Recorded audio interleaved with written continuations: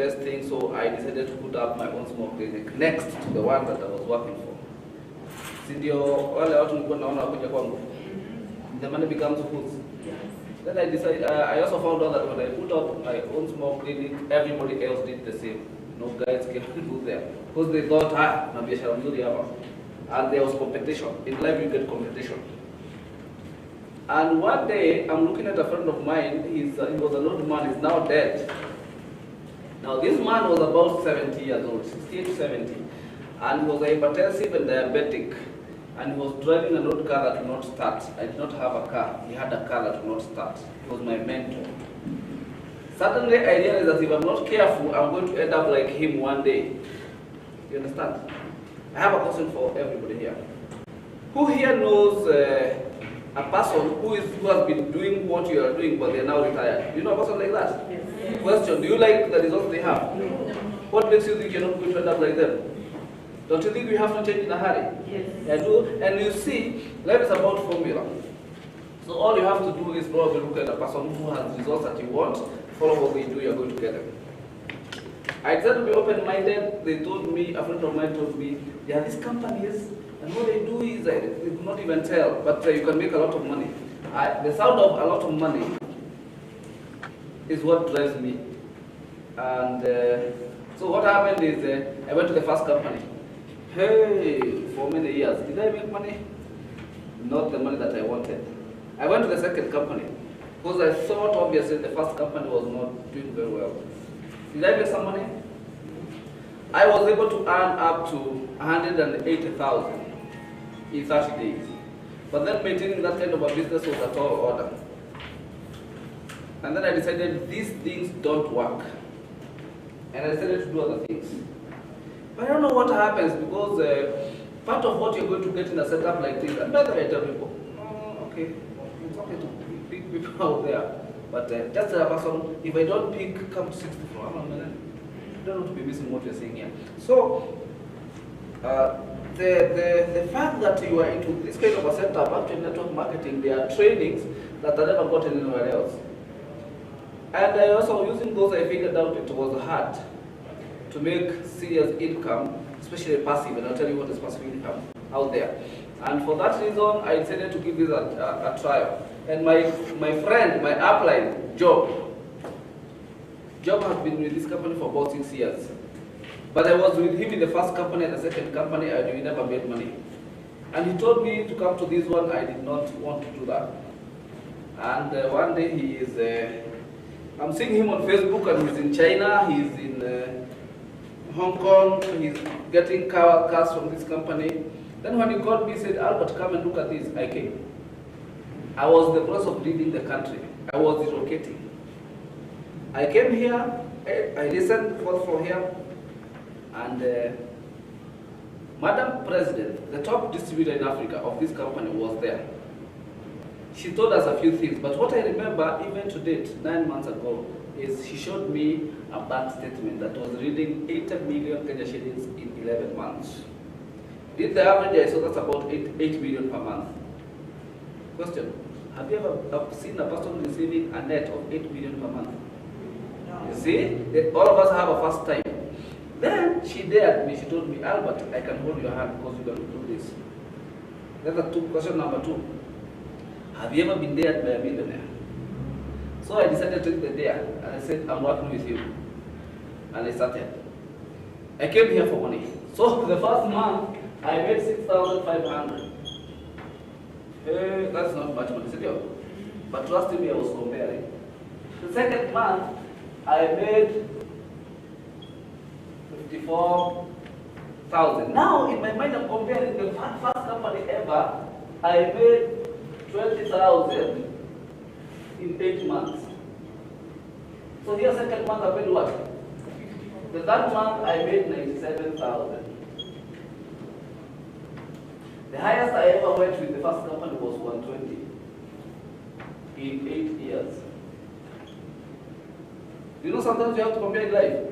Then, what happened? The second company, I was able to make about 180,000 in about 4 years. And here, in exactly 9 months, I made 634,000. Wow. Life, I think you have to compare some things. Yes. And when you do it, when they make sense, you run with it. So now, what's the future? The future, I keep telling you, it's not about me. Because whether people like it or not, and this is my vision, is I'm taking it to 1 million by the end of this month. But Zig, okay, Yes. yeah. But Zig says like this: you have to help enough people get what they want, so that you can get what you want.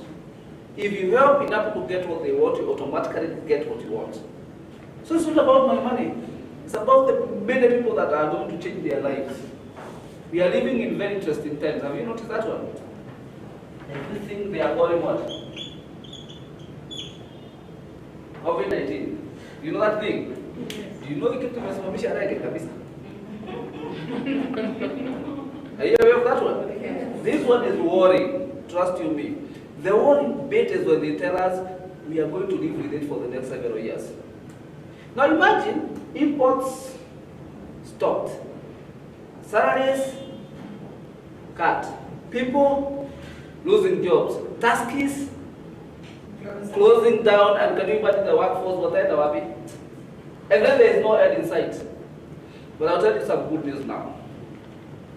I have come and found out there is a business that you and I can do. And it's going to hold COVID to economy 3 day and night for politicians. They are going, the business I'll show you will hold all these as constants and ignore them. And whether they are there or not, you can make money. What I'm trying to say is, did we have this last month, did we have people losing jobs? Yes. Did we have people getting pay cuts? The COVID was still there. I made 600,000, and I can show you how to do that. Today, in the morning, I'm sitting in the office and, okay, yeah, that's it.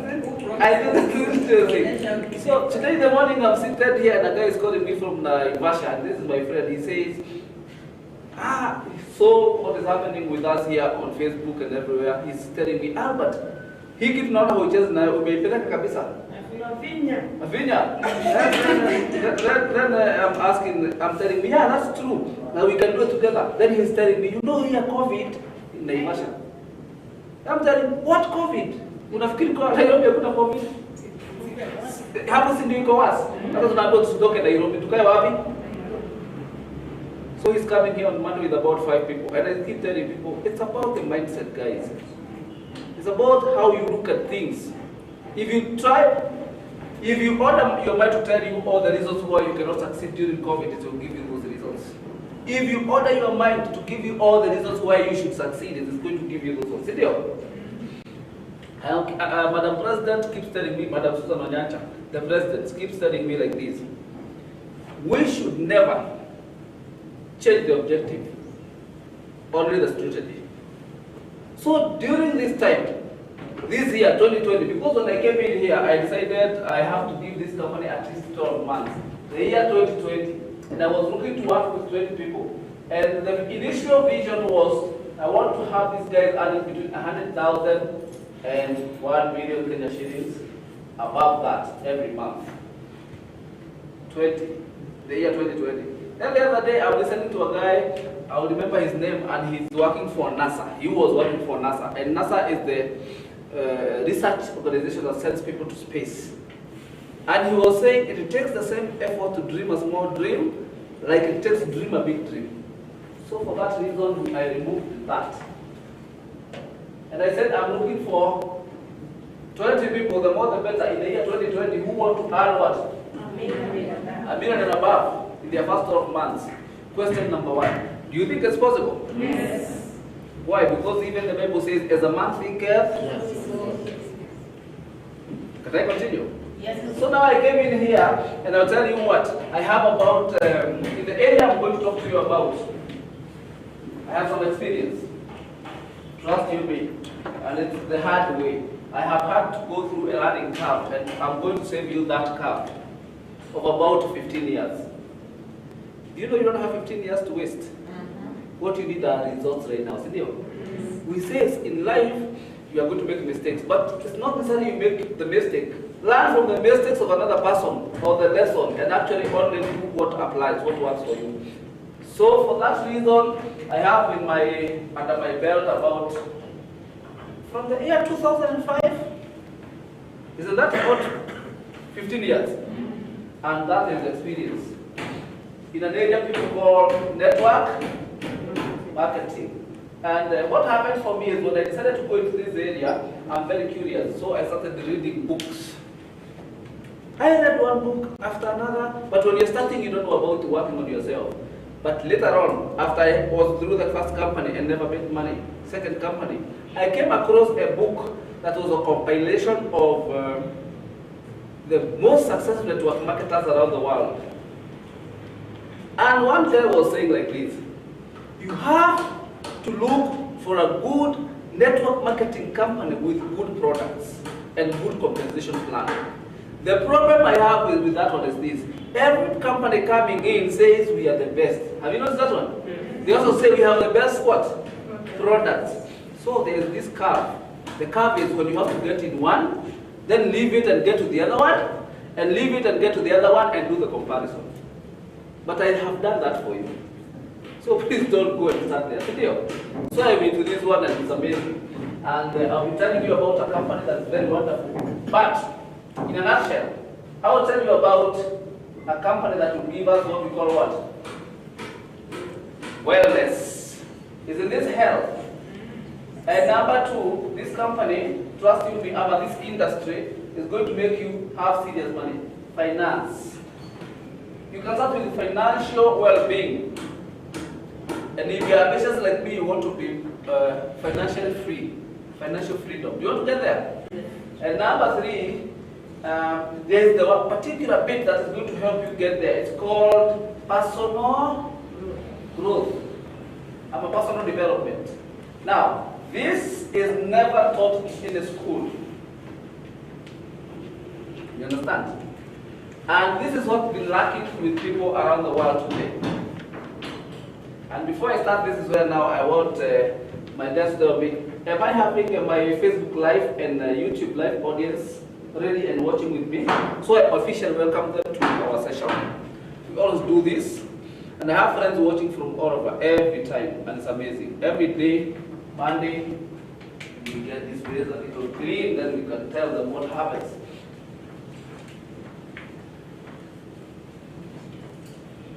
Every day, Monday to Friday. What time?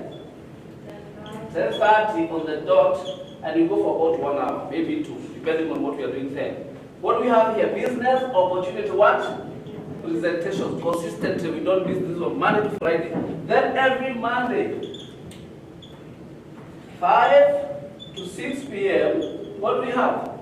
Marketing plan or marketing one-on-one, so that you can learn the intricacies, the nitty-gritty details about this business.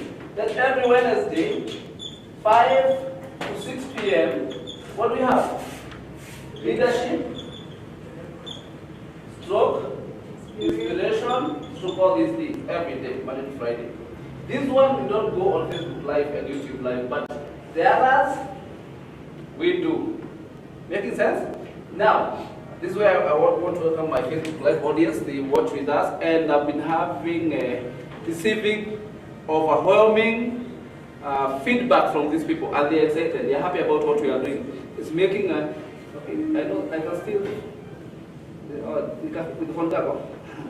Turn, by the way, get your phone and put it on silent mode. I don't want you to miss a word that I will say. So now, thank you very much, my Facebook and YouTube Live audience. And by the way, you can copy this. BF Suma Stealth Eagles is a link sent to your people, so that now they can go on Facebook, type that, or on YouTube, and they can watch us live. That's one. Two, still you can send them link later to watch, because Facebook records if they're not able to watch with us today. Because the stuff here is actually very important. I doubt it's taught anywhere else. So it's going to be very valuable for everybody. Now, back to what we are doing. And it's only fair that I mentioned. We have people watching from in Kenya, everywhere, right from Western region, Kitale, you know, Eldoret. I have this amazing young man called Martin Agre Othiabo, who has a big team. He's such a young leader, but he's doing amazingly well. And I've seen him work very well with the team in Eldoret. Congratulations, keep doing what you're doing. And I also know people in Vihiga going that way to Kitale, Nyamira, not Kitale, Kisumu, Nyamira, coming all this way. Nairobi, I cannot even start telling. And as Jeruka Nakuru, you know, guys are watching from everywhere. Mombasa here, have friends who watch here. And even outside Kenya, Uganda, Tanzania, Zambia, Liberia, I have Michael, and Michael Kolasana. You know, Michael is the young man in Liberia, and he's the first. He's the first BF Suma, like I'll tell you, BF Suma distributor in Liberia. So he's the starter there. And he had to get products from Nairobi, from right here. Those products have taken about 2 weeks. They have not gotten to him yet. Use a courier service, they don't have a direct flight from JKIA to Liberia. They went to Dubai, now he was tracking and telling me they are in a funny town in Germany. And they will end up in West Africa. You understand? But let me tell you something, Michael. We all have to go through a challenge. Don't you think so? That's a raw market. Do you think God is going to just throw it at you like this? People are going to get mad at you. Where are our products? Because it was a huge order. But in Tafika.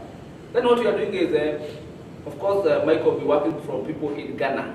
It will be easier to get the products in Ghana because it's only one country than Liberia than from Kenya. But we have to start.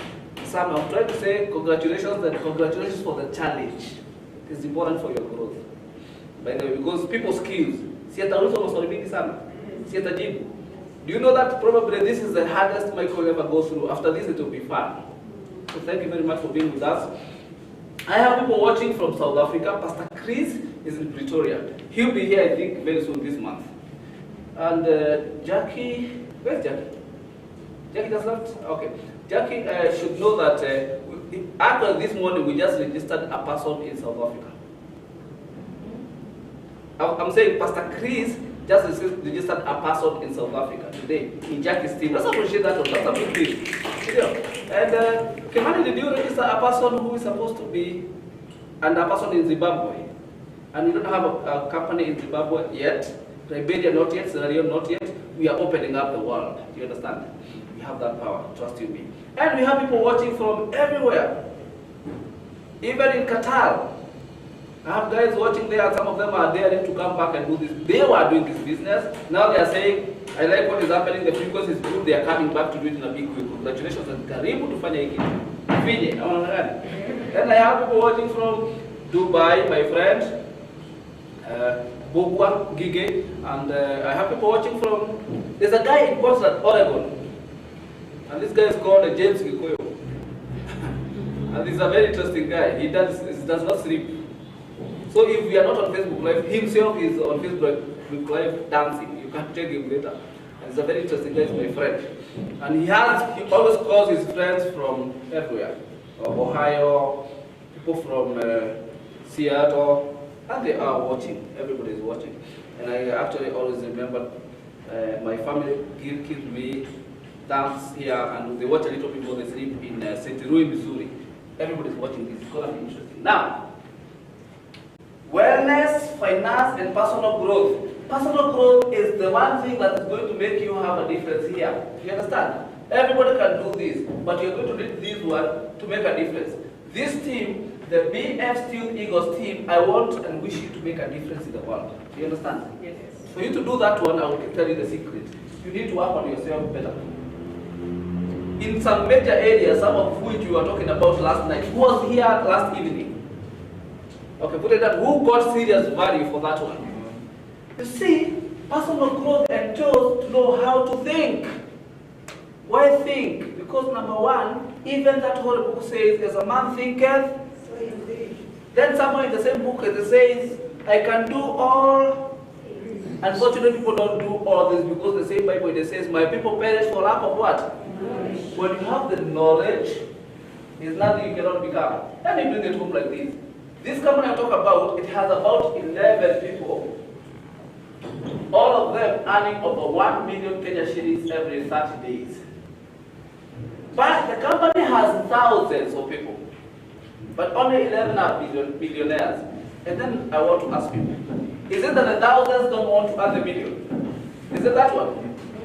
The secret is there is something these people know that the thousands do not know. What I actually so interesting is this. The 11 people, if you ask them what is it that you know that you don't know, they also don't know. Ni kuangukia hata wao. Do you understand? So in life tumeangukia mara nyingi sana. You found out, hey, kuna kitu tumefanya kameanza kuleta. And you think it's by accident. Kuna kitu umeangukia. Lakini when you come here, there will be knowledge about how now we can attract and build a bigger business without using so much energy. The Bible does not say, and I'm not preaching, does not say work. It does not say work and grow rich, or as a man worketh. What does it say? But what do we do every day? We work harder than we think. Did you know that one? Because we are programmed from birth. Unaenda shule, unamaliza university, college, unaenda. Ni kufanya nini? This amount of work you get paid this. This amount of work you get paid. So they never let you think. There's a movie called The Secret. Write that one somewhere. Because I want you to go on YouTube later and watch it. You find out that somebody controlled the world by suppressing your thinking. And came up with a system. You eat a shule. And I'm not saying we don't go to school. I'm saying we become aware. Did you know somebody, among the people who are very enlightened, they said like this: the single most important thing you get out of school is the ability to read. What you become after school depends on what you read and the people you associate with. You did not know that one before today. What I'm saying is, after you are school, you can start reading some secrets in books that are written. Books like which one? The Bible. Think and Grow Rich by who? Napoleon Hill. The Richest Man in Babylon by George Clason. All these books, The Power of Thinking. All these, every book that has the word millionaire, and you actually know it was written by a billionaire. Read, there are secrets inside there. Donald Trump has written a book. Did you know that one? Kiyosaki. The knowledge is that your money is there. Actually, they tell you how to attract money. Attract money. There's a guy called Jim Rohn. He's now dead, but his work lives on. Mashari here was telling me, I listened to Jim Rohn. It is powerful than I thought, which is true. There are people that are actually doing this with his work. They are cutting it into bits and they are giving you bits in YouTube. So you take 5 minutes, 10 minutes, and you listen to something that changes your life about Jim Rohn. And somehow he said like this: to attract attractive people, you have to be attractive. To attract committed people, you have to be committed. To attract, let me repeat, to attract powerful people, you have to be powerful. To attract committed people, you have to be committed. Instead of going out there to change people, change yourself. If you can become, you can attract. So much of the work is not where. It's where. What do we do ourselves? You never get it. Actually, they even say like this: if your wardrobe is bigger than your bookshelf, you are poor. Do you know a poor person? By the way, let's talk about your bookshelf. Do you see do you see where we fail? Do you know they say an average American reads 1 book a year? 5 years, they don't have any books. Average, they are doing well. CEOs, people like Bill Gates, they read 1 book a week. So I know the question in your mind. Anapataka wapi your time? Si ndio najiuliza? You find out how to get your time, because time is all we are given here equally. But he reads 1. So in 1 month, how many books? 4. So in 1 year.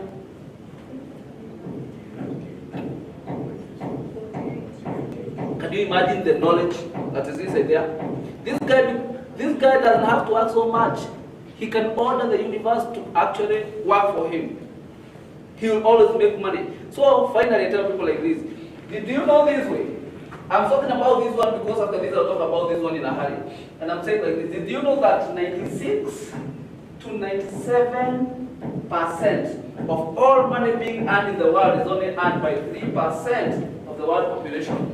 And it's not by accident, it's by design. There is something these ones know, the rest don't know. The rest are what? 97% that earn what? 3 to 4% of all money in the world. What do you call these people? What? Middle class? The majority? This is something I heard, and it's not pleasant, but I'll tell you. Sometimes majority means all fools on one side. I did not say that, and I have not put you anywhere. When I say that one, I want you to actually refuse being majority and come to the 3% that controls the world. Some of them never have seen the door to a school. Many of them failed actually to complete the university. You know that one? But what is it they know that we don't know? Do you see now there is a gem here called what? Personal? Do you know guys, if I gave you $1 million each, you cannot become a millionaire? Do you know you're going to finish it faster than you think what is happening? What I'm saying is this. I have seen people getting paid. We are getting paid on 15th. Can you imagine that one? Yes. And it will be some of us, many of you are getting a lot of money. The problem I have, and what it is when you are paid, is when you are paid, you will not come here for 2 days. And you know they come when the money is what? Unakuja na a lot of energy sasa kusema this month na ipeleka 6 figure. Lakini bado ukipata, you don't come here again. And I'm thinking, what happened? We sabotage ourselves because there's something we don't know. The process of making money. This is what I'm told.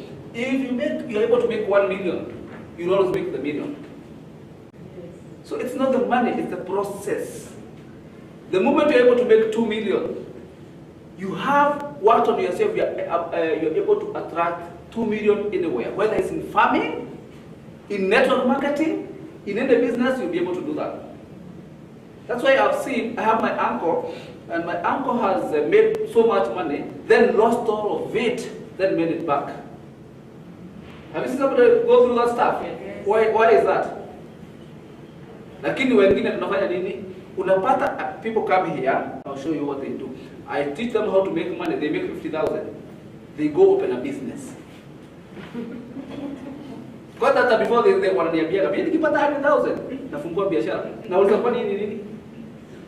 You see the way you are thinking? You are thinking like the majority.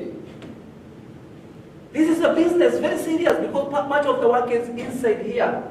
Then you become phenomenal. You always attract that kind of a thing. You attract people and money. Let's talk about wellness. So now, can you imagine, armed with this information, you're able to attract the right people to work with you. And now we go to what? Wellness industry. I'll tell you about wellness industry. Paul Zirupilza has been 5 US president's economic advisor. He said like this, 5 different presidents in the US. This guy said like this, the wellness industry is now $1 trillion industry. Everybody can get a piece of their money from it. You don't have to be a doctor or a scientist. Anybody can make that money from that area. In the world today, everybody needs to have wellness. Do you understand? I know you're going to tell me, I don't know what you do, farming. What other business do you do? Kuna pahali pesa imebaki. Do you understand? Yes, say that again. Hizo vitu zote. But what I'm saying, kuuza rearing pigs. Hapa hiyo sio ingine pia. Hiyo siko na kitu.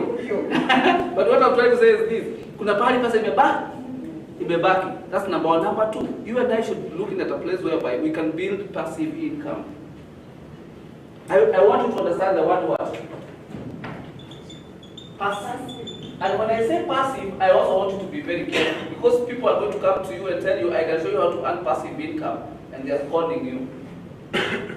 Now, passive is this. You put a lot of energy to start with the first 2, 3, 5 years, then you let it go. Then it will always give you money. Is that a good deal? Now, because people understand people don't want to work, they come inside there and tempt you and tell you, kuja weka hii pesa kwa hii kitu, hawana ofisi kwa simu yako. Alafu unakaa nyumbani, ukiweka how much? 70K. Utakuwa unakula ngapi kwa mwezi? 10,000. So unafanya hesabu unasema, oh, kwa hivyo ningeweka 140 hiyo ni 20 hiyo ni mshahara. Nasema nikikopa 500,000 niweke hapa yote. Si nitalipa hii na bado wewe ikinipea. Na nakwambia you can actually when you don't want you can withdraw it. Hiyo ni story ya Abunwasi.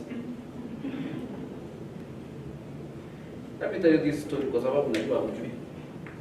Abunwasi is a funny character that lived in the Orientals years, thousands of years ago. And this guy was very clever, but he acted dumb. So everybody thought this guy is not clever. This is what he did. He goes to a neighbor, borrows a cooking pot. Anaenda nayo, akirudisha after a week, alirudisha ikiwa na kapoti kengine ndani. Akapatia mwenyewe. Mwenyewe akamwambia, "No, what has happened? What is this?" Akasema, "Your pot gave birth." Was the owner excited? Yes. He was very excited. Hakuuliza maswali. He said, thank you, Abunwasi. 2 weeks later, Abunwasi is back, borrowing what? The same pot. Question, will the owner give the pot or not? Haraka atakubali, "Hutakibiri." Si ndio? Kwa sababu sikia na Abunwasi anafanya nini? 1 week later, Abunwasi comes crying. What is it? I'm mourning. What? Your pot died. The owner anatoa panga. Wacha kunichezea. Sufuria haiwezi kufanya nini? And then Abunwasi anamkumbusha, relax. Anything that gives birth, die. So hii story ya Abunwasi mnapeleka pesa, ni ukweli utakula. Ya kwanza, sawa? Ya pili, ya tatu, it has to be a business, guys. And I'll show you the business we need to do. If they are telling you, put it here, either I run away. If it's a business product, there's something being sold, extending hand, that's business. Let me explain this. So there will be wellness business that we can do, and then we can make all the money that we want. And about the money, I cannot promise you anything. It's personal. It's what you want to make. For that reason, let me introduce you to our partner, the one that we are going to use, the one that after my 15 years research, I have found that we can work with, because it's giving me a 7-figure income in less than 1 year. And if I have the formula, I can show you, and you can use the formula and get the same results and better. You understand? The company they call Bright Future Superior Unique Manufacturers of America, BF Suma. When I was with the other companies, at some point I heard about this company. I dismissed it. Why? Because it was small. And I knew the other giant companies. Until the other day I'm looking at what people are earning in those big companies. Let me give you my analysis. In one of the companies that I know here, they were paying people, the whole country, about 11 million for all the thousands of distributors total. The other company, they were paying about 13 million for all the distributors around Kenya. For this one, they were paying 250 million for their distributors. Do you understand? Simply means the people in here are making money. These ones are struggling, whether they like it or not. You can bury your head as much as you want in the sun, but facts, numbers don't lie still. And that one I got from the figures. A person, a friend of mine, who was the MD in this company and in this company. So these are actual figures. Let's continue. So this company, BF Suma, is a company that was started in Hong Kong. And here in Hong Kong, we are the largest manufacturers of what? Pharma? What are these? Medicines for hospitals. That we do. But then in Los Angeles, California, what do we have? Nutra? We manufacture these ones. And these are actually nutritional and herbal products that belong to what class? Wellness class, and everybody needs them. And everybody can actually use them and make money using them. We major in 4 major areas. One, we are into health. We are also into weight management. We are also into personal care. And we are also into what? Anti-aging. Very simple. Let's start with number 3, personal care, sabuni. Sabuni. We have one soap particular, this one. It is a herbal soap for your own use. So when I say herbal, it simply means no chemicals. It's biodegradable. What we use are soaps out here that actually when you pour your water away, the environment is not happy. You understand? Actually, when unafulia nguo nyumbani, do you know hakuna nyasi? Kwa sababu inachoma, si ndio? This is the opposite. 2, it works with your skin and not on your skin. pH value for your skin, the good bacteria that should be there to help your skin, and you know, all these things done by this soap. It's wonderful. I use it, I love it. It smells very well, it lasts long. Do I have anybody with an experience of this soap? If they have used, they want to tell me the experience. Anybody? Oh yeah. Tell me. Hi everyone. Hi. I want to find out what you're saying. I've used it, and actually it lasts long, smells nice, and it's so favorable to my skin. Okay. I love it. As compared to everything else in the market, Yes. let's appreciate her. Thank you very much for that. And you see this soap is amazing. I saw another hand somewhere. Okay. Hey, I remember you. Okay, tell us. It tones the skin, Yes. no deodorants.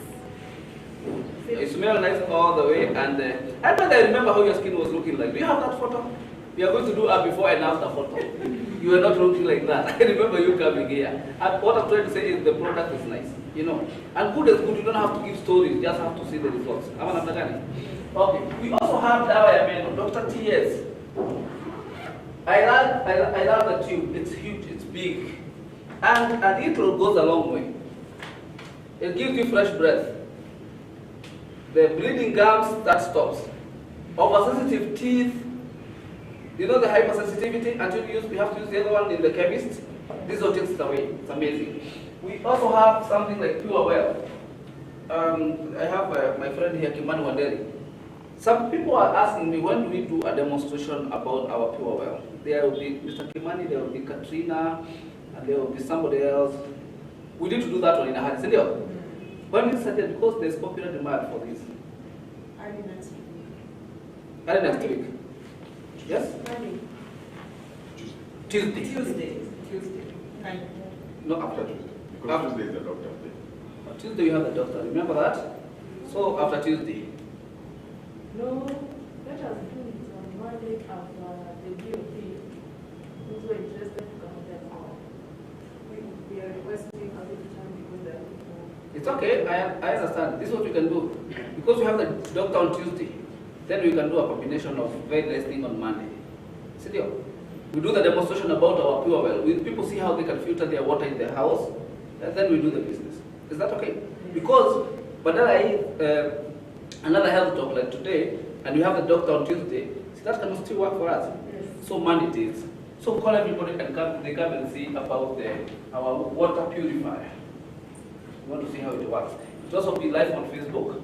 So there will also be a link for people who cannot not attend to watch from wherever they are.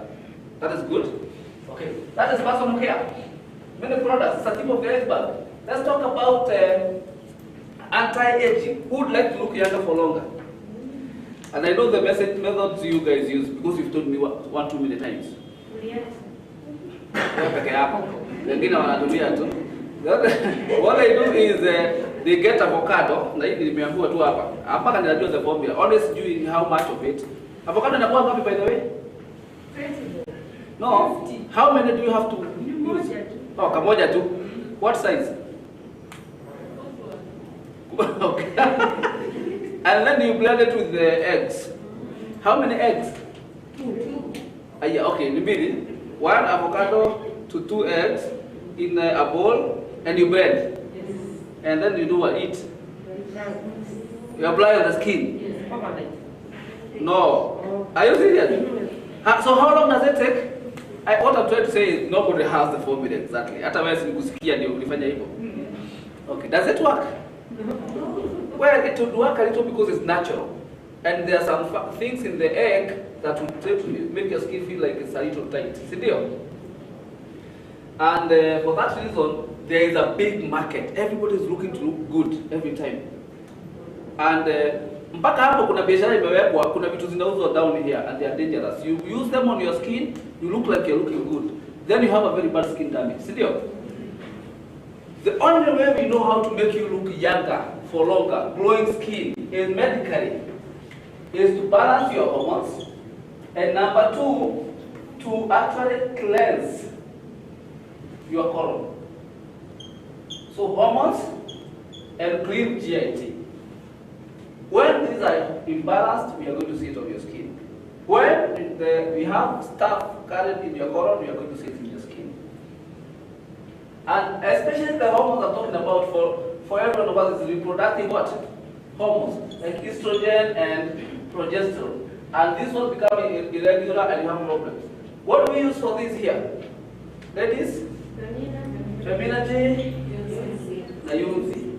What of products? And for cleansing the colon, Constellax. And of course, that is working from the inside. Nanje, the anti soap, the one we just talked about. So you have wonderful results that way. It's going to make you look younger for longer. Amazing. And I keep telling people this is what is happening. The company is still on cutting edge research and science. They are about to introduce an interesting product called N16 what? Mask. It's something that actually moisturizes and tones your skin. It's amazing. Some of us have been given samples to use. Anybody who have used it? Anybody who has used the N16 mask? Yes. Yes. Actually. Anybody who wants to tell me how they felt? Katrina, tell us what happened to your skin when you use this. It's very cold when you place on the skin. Eh? True. Yeah, so it tones your skin Yes. and it tightens. Okay. So no appearances of like wrinkles, and if you have let's say like a sunburn, Yes. something like that, it will be able to. Soothing enough. And by the way, it has this jelly-like stuff inside, mafuta. But they say use it once, so don't use it more than that. Yeah. It's a mask, you put it on your face, imekatwa macho, mapua, mdomo, sindio? And then you take how long with it? I think 20 minutes, 30 minutes. Yeah. And then unatoa. And then you are good. It's amazing, very nice soothing skin, and it will go in the market. But some of these distributors of Mebata, they have been trying to use it. That is one method. Looking younger for anti-aging. But the story I want to tell you today is for the longest time, human beings have tried to look, not to grow old. And they have not been successful. And why not want to grow old? Because when you grow old, then what something happens for you, energy goes away. Then something else is your body is not able to withstand, cannot fight. The immunity goes down with it. Deficiencies set in, which diseases come, which for me equals to early death. And you want to stay here for a long time. So people have been putting serious money into a research, to a product. One of those people are, anybody who knows about Warren Buffett? One of the richest guys. He did about $3 million US into a research of a product that can actually reverse the aging process. That product we have now. It was not originally these companies. But after the patent expired, now other companies can manufacture. We are lucky to have that one. It's called nicotinamide mononucleotide. Just call it NMN. I know it's interesting. Say it again. No, you try repeating that one, you bite your tongue, and I'm not responsible. Nicotinamide mononucleotide. Now, those are stuff, this is what happens. Your body is over 73 trillion cells. I don't know who counted, but it's a fact, scientific. And one cell has a cell membrane. Should be semi-permeable. To allow stuff to go in, and you have to do what? Inside the cell, up and down, among other things, is something called finish for me. And what happens around here, this is where we have your energy made. Among other things, we take care of your DNA, which is basically your genetic coding. We have a problem here. The way this one works, it works right from there. And now what happens is because your cells wear and tear, when they are degenerating, they have to stand square that way. And we take care of that one from there. We have these proteins around there. And what happens is we are able to reverse the aging process. And the experience is you're taking one capsule every day. There are small white capsules, one in the morning, one in the evening. In the morning, you have a lot of energy. The reason I say that is people are tired. You know people who are tired? Yes. People tell me, I ask question, are you tired of being tired? Yes. Unajua watu wanakuwa wamechoka, anaamka. I've seen this in the Ushago. Madhe anaamka, wakati anatengeneza chai, anasikia kulala tena. Have you seen that one? And how about when you're coming to the town and you're using public means? Yes, you continue finishing your sleep. Or in the bed studio. And that's a problem. Because the way it is I think we call circadian rhythm. During the day, you're supposed to have a lot of energy. At night, you're supposed to sleep so that the fatigue goes away. NMN gives you back the right circadian rhythm, whereby mchana you have a lot of energy. Usiku unalala kama mtoto. When you're deep asleep, that's how it works at your cellular. Still, when you're active, it does. It's wonderful for people who are over 30 years. Don't give it to expectant mothers. Don't give it to breastfeeding mothers. Give it to anybody with hypertension. Give it to anybody with arthritis. Give it to anybody with all these degenerative or lifestyle diseases. See, they have cells. See, the cells wear and tear. If you can address the repair and renewal right at the source, what do you think will happen to that person? Thank you very much. Because it's what we believe in the wellness industry. Your body does not need medicine. If you give it what it needs, it has the ability to repair it. You continue. So now that is anti-aging. I told you method 1. We all need to use it. Studio. Okay. Esther, you want to add on to what I'm saying? What you just sampled Yes. is for ladies. Yes. You mean men don't have problems in home? Sisi hatuna shida. Hello. Tell us more. Tuko na shida? Mingi sana. Okay. Sitaki kuuliza. All right, that may help gentlemen. Hapa tunachapa kidogo. Si hata tutaongea kama mimi tuko pale ni nyuma ya tent. Sitaenda nyuma ya tent alafu nini? What happens is also men we have hormones. Patrick, relax. Okay, that's relax. Let me explain this one. It's important. For men, we also have hormones. Did you know that one? Yes. Especially the testosterone hormone. Yes. And this hormone can also misbehave. And everybody knows here, we can also use S-power capsules. And you can throw in there the same what? Coffee, because it's going to address the hormonal imbalance in men, and therefore actually sexuality and libido, right? In the process, we have the prostate glands. We need to take care of them. What do we have for those ones? Prostate. Okay? And do men need to cleanse their colon? Yes. Constantly. So thank you very much, Esther, for that, because our men need to do this. We all need to do this as men. It's amazing. We are going to love the results around here. Let me continue. So now, tumetoka hapo. Tunaendelea. Do you have a question about those before I continue? Any question? Yes, sir. Not NMN. Yes, NMN, yeah. It gives energy. Sorry, sir. Okay. It excites production of energy. Yes, it does. Now you take it as you go to sleep. Yes. Before you go to sleep. Yes. Would Yes. it make you No, sleepless? you sleep very well because there's this other thing called circadian rhythm. This is what happens. You're supposed to be active during the day and you sleep at night. And they say you take one in the morning, one in the evening. Energy is one, but how about the rhythm? That is taken care of. So don't worry. I know that worry. Kama we have this energy in the morning, na ukuje tena kagida usiku. Usikusema hautalala. Don't worry. That is why we invest a lot of money in it. So that at night, now you are deep asleep and you are working on the cellular level. So that the body can actually work on itself. Okay? So don't worry about the science I'm talking about. There's a deeper one inside there now. I gave you the pamphlet. You did it again. Okay? But that's a very important question. Because people wonder, kama hii kitu iko na energy, I said one of the results we get is what? Energy. It's not just for energy. It's for actually the cellular regeneration. You understand that one? And two, circadian rhythm, to mean what? You are awake during the day and deep asleep at night.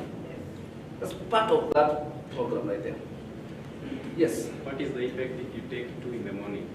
I did not used to do that one. What I did when they brought it before they sold it, they said on the tin they say 2 capsules daily. It's for you to say it's 1 in the morning and 1 in the. So when I came, I was taking 2 at night. This is my experience. I used to have a deep, compact sleep. Now 6 hours, but it feels like 2 hours. And you wake up so energetic. What I want you to know is these products are not medicine.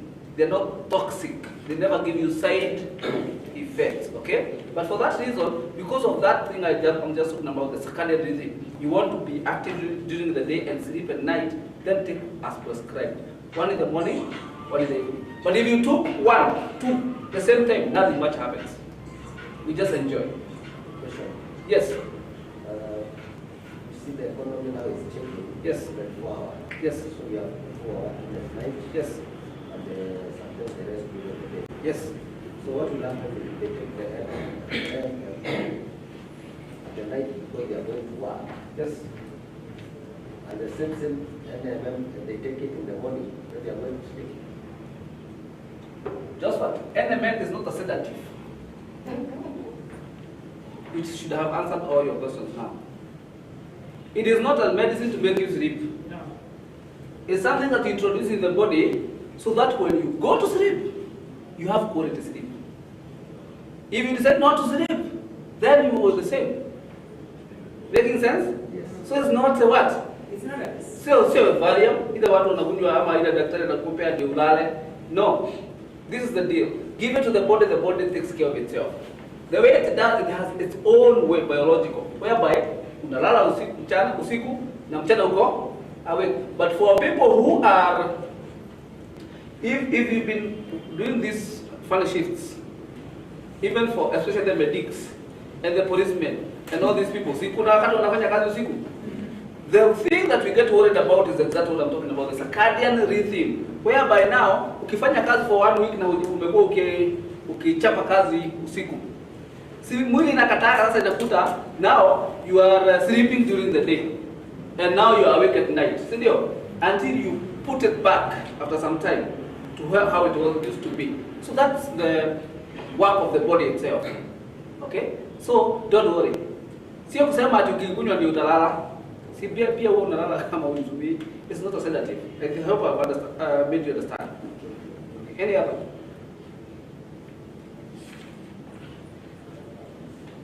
You can continue? Yes.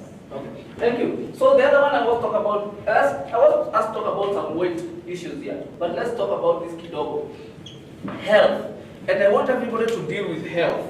Because every one of us here needs to be healthy, number one. Number two, everybody knows a person who needs to have their health. Sindio? And we can help them by telling them about what? Wellness and the products we have about here. And what I'm trying today is, to talk to us today is, people tell me I'm not sick, I'm not going to swallow those things you're telling us. And I tell them you have to know better than that. We are living in the 21st century. Let's start here. Our foods in Nairobi, for example, are they whole or processed? Processing simply means nutrients have been stripped off.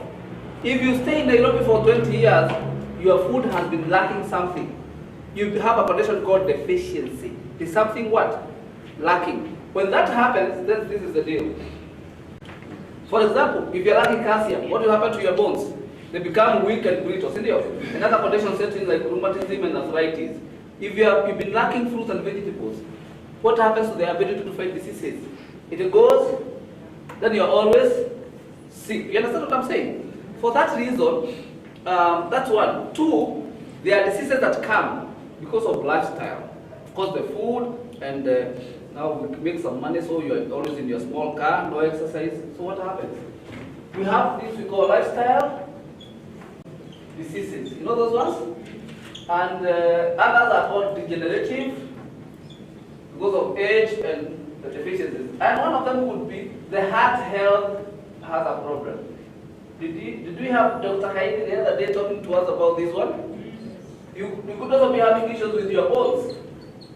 You don't have calcium and other minerals, so they become brittle. You could also be having other things with. And what I found with these things is they go systematically because your body has systems. Did you know, for example, you have the circulatory system, you have the skeletal system, you have what other system? Gastrointestinal tract system, you have reproductive system, you have endocrine, which simply means hormonal system. Which other one do you have? Central nervous. You have which other one? All these systems at some point get out of their normal functioning. Nobody knows exactly why. When they do, they never recover. When you go to the hospital, we can only now control the symptoms. For example, is it possible that somebody can get hypertension or high blood pressure?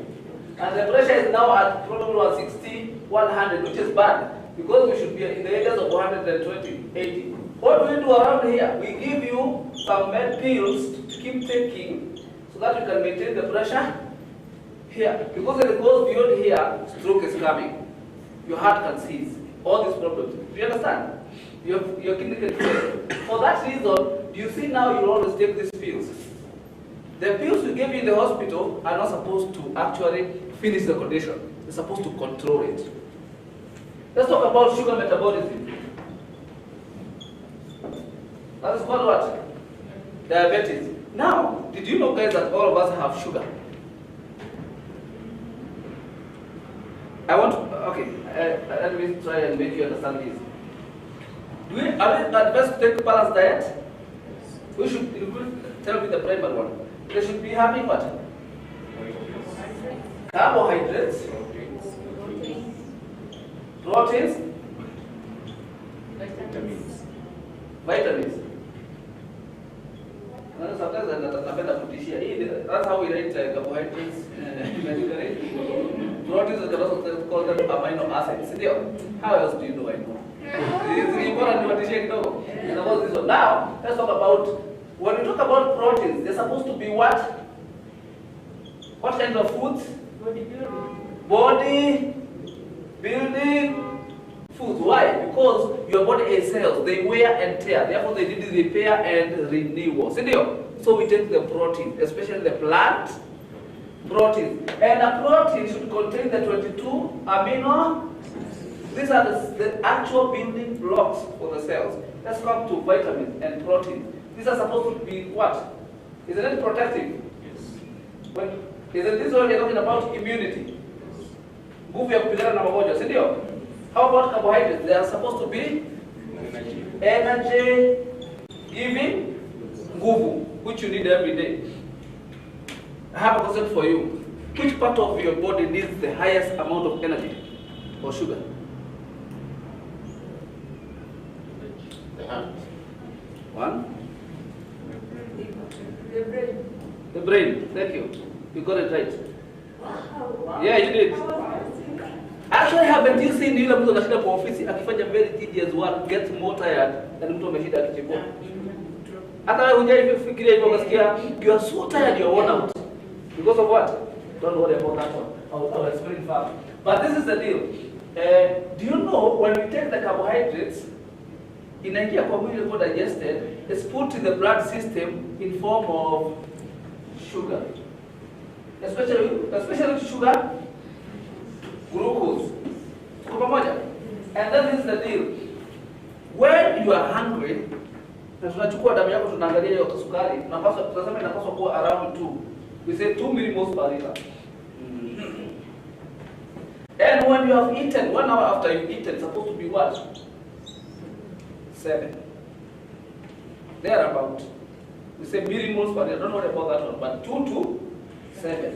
Now, which means what? Sisi wote tukipima tutakuwa around. But when you have issues with the sugars, it simply means this sugar can actually now misbehave. Instead of passing through here, it can actually go below 2 and above 7. And now you're dealing with what? for many reasons, and I'll talk about that one later. So for that reason, and I was saying, this one now sets. Once it starts misbehaving, the sugar is going way below and way above, there's a problem. And then we say you have diabetes. But I'll say that further. What I wanted to say is this. In our systems, they can get out of system, out of the way they function normally, and you get problems that don't go away. And what should we do? You go to your doctor. So first of all, these products from BF Suma do not replace a doctor's prescription. You still need your doctor and the appointment and the pills. But when you come here and you see everything you see around here, this is not medicine. Scientifically, your body does not need medicine. If you give it what it needs, it has the ability to repair itself. If you went to the hospital because you are lacking calcium, and now you have arthritis, what do we give you in the hospital? Antibiotics and painkillers. And you tell you, usikae pahali kuna baridi, because that's aggravated. But the problem is where? The calcium is supposed to be found in food. Of course, in the hospital there's a nutritionist that tells you what? This is how you eat. We are going to talk about that on one of these days, but you don't win. So you come here and you say, we have something for you called Sabinocal. If you eat it, it gives you back the minerals the body needs. If you introduce, the body actually recovers.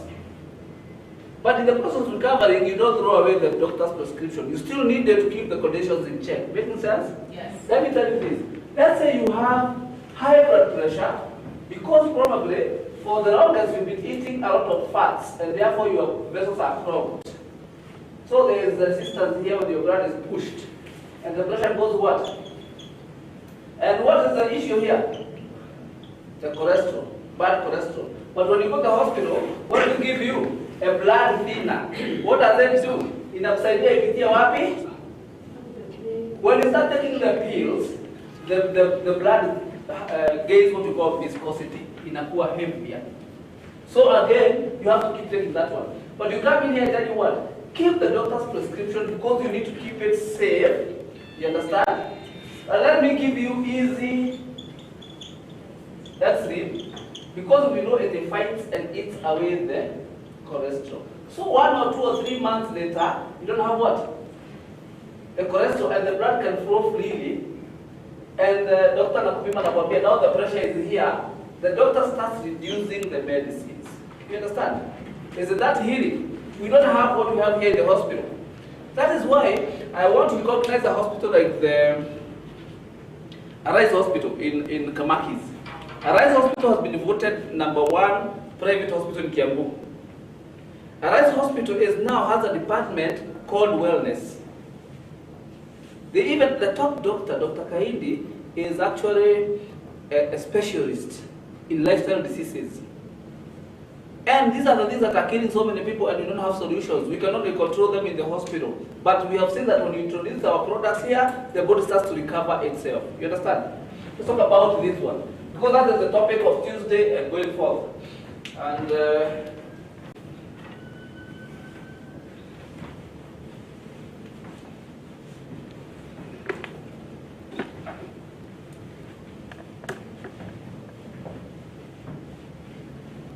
when you and I were growing up, and we saw these people who were coming, our uncles and ladies at who want to feed the kubwa sana, lakini I think it's still there. It's society. This guy used to come and they had the kakoti hangefunga. Ama kifunga kanafika hapa. You know? They were very clean, but they had this. What came to your mind? They are rich, serious. Because, so this has been, isn't this what you call public opinion? Yes. It has been the sign of what? I have a friend, and this friend is very interesting. He's a young man, but he tells me he's with Maliza. I ask him why. He tells me because nikienda pahali deal ya million huwa inapita. And I'm like, I can also do that. So but they can trust me than they can trust you. And I'm thinking, okay, the society has a problem right here. Sit there. Hi, wait. Let me tell you what happens again. If a young couple, two young people get married, a couple, and they stay 1 year, 2 years, and they go to Ushago if they're in Nairobi, the society are going to look at them, and they might ask a question or two. Kwani upiki huyu? The guy is not sick. He's looking very well, lean. Lakini kwa nini ifanye nini? Na kama lady ako kala size tunapenda. Na najua aje? Kwani upe huyu chakula? But wacha wakuja wamefika hivi. You know, they are looking like they've been eating. So sasa itafanya nini? They are very excited.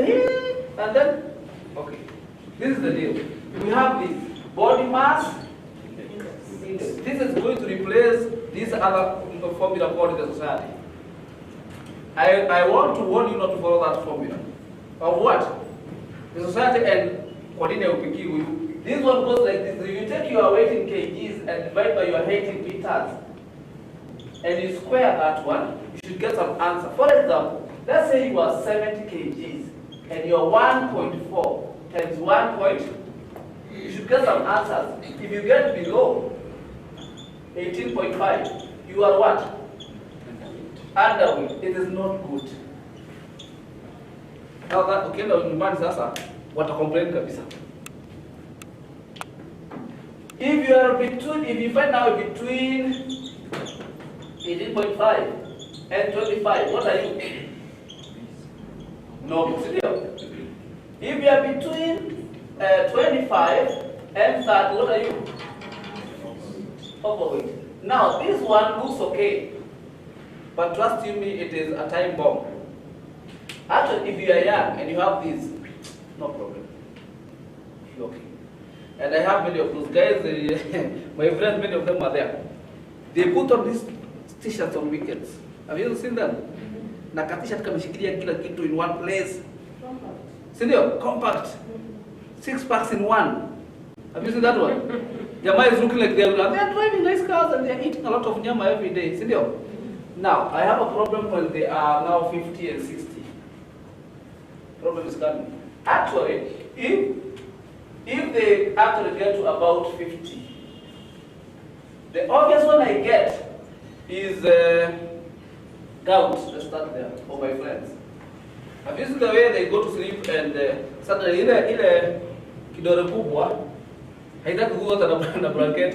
Have you heard? I hear that pain is so bad, and then the problems start coming along. Then 30 to 35, we say you're what? And you can call it the other one that you like calling. It's plus what? Don't you call it the plus size? Sindio? And it's okay, but what the issue I have medically is this. This way, you are not going to metabolize your sugar very well. Chances are, you're a candidate of diabetes, sugars. By the way, the Dr. Kaid was trying to tell us exactly what happens. One of the way it happens is like this. You have something, I'm trying to see where to start, just so that you understand. Because it's complicated, but I have to put it in a simple layman's language. Okay, don't worry about it. So we go on, and this is a problem. Question 1, how do you and I gain weight? Or can we gain weight? Is it possible? Yes. Let me show you how we do. How many teaspoons inside? 2. In another one. It could be 3 or 4. But for the sake of looking like this is okay, you say 2. Sour. Anybody who took a slice of blood? Yes. Bread? Yes. About how many slices? 2. Another lie. It is half or full. Isn't it? Okay. So slices of bread. 3 is standard. And then, yeah? 3 slices is standard. This is the standard. No. Who does standard here? No, because you applied it to It is 4 or half or full. Yeah? 4. I start pulling that because I don't want you to. Maybe start with the kind of concept where I will give my okay. So, and that is the deal. That is in the morning alone or breakfast. If I count correctly, this will be 4 teaspoons. And this, by the way, the bread that you took, it was brown, whole grain. Yes, no? Okay. Did it have color white or color brown? Brown. If it was color brown, it costs 50 shillings, it is still white. True. Because that is now called food color. If it is brown, ile sasa kukweli ile kusema whole grain, it's about 80 or 100 shillings. True. And it tastes bad. You don't want to hiyo ni watu wa sukari. Kama namna gani? Let's continue. So this is about another 4. Is it possible that you took about 8 teaspoonfuls in the morning? Yes. Assuming you've not taken anything else. Now, to Nairobi, now you are here. After I'm done, you might be feeling hungry. What might you go and eat? Fries. Kwanza umesema vizuri sana. Sasa fries. And what? Soda. Chicken right there. Actually, this and this. Hata wachana na hizi. This is evil enough, I think that's not about evil. This is about 12 teaspoonfuls of what? And now you go home and you repeat the same story. Before I go further, let me tell you a fact. WHO recommends 1 teaspoonful of refined sugar in 24 hours. This is how many? Is that 20 already? So you need 1, you have already taken 20, and this is the problem now. Did I say that when you wake up in the morning and I took your blood sugar, it should be chini kwa sababu chakula. Lakini 1 hour after eating, it should be what? 7. Unasikia njaa inateremka. Unakula inapanda. Like that. But only when you are eating the right meals, it's when it's going to pass through here. Brown bread, no sugar, an apple, githeri, all the things that you don't eat, the ones that wasema ni za watu ushago, those are the ones I'm talking about.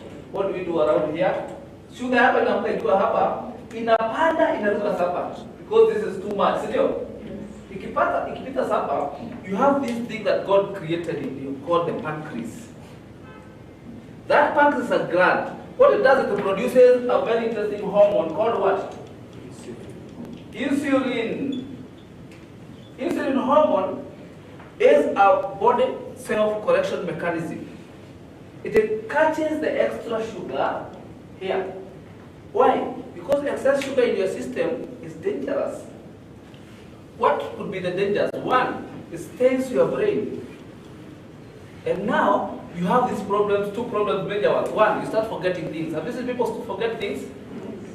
Much of it you can attribute it to sugar. Actually, I'm looking at you all, and I'm thinking all of you are forgetting. And I can prove to you that you are forgetting. You have the next 5 seconds to tell me, unless you're going to meet 5 seconds. Only one person is trying to remember. Do you see what I'm saying? Ask the same question to a kid, they tell you chap chap. Because bado hatujaharibu sana. 2, extra of this is going to cause another thing. Inaitwa mood swings and tempers. That's why they have this saying that sukari yake iko juu. Ama usinipandisha sukari.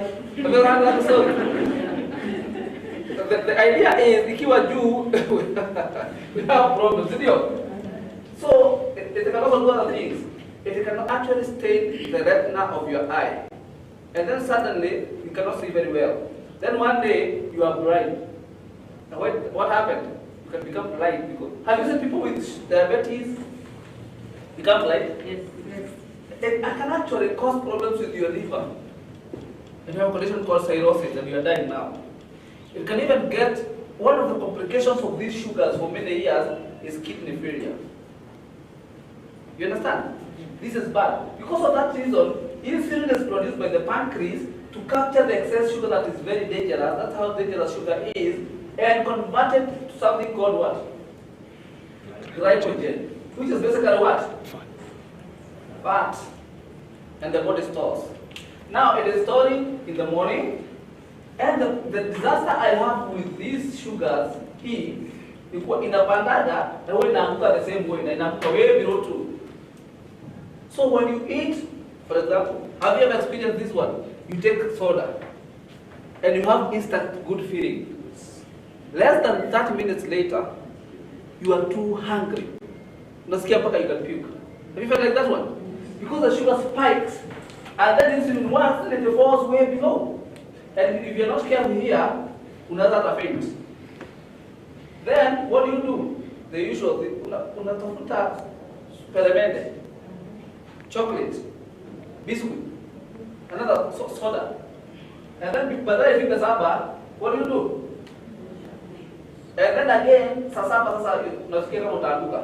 And what I'm saying is that your sugars are passing between more than 10 and the insulin is produced and way below 2 and you're feeling so bad. And this is called glycemic roller coaster. The word glycemia, daktari aliniambia ni kusema sugar in blood. But glycemic roller coaster, have you seen the roller coaster? Have you seen the roller coasters whereby these guys are wanacheza na some things and there are things that look like valleys and a guy is swinging from this side to the other side, the highest and back.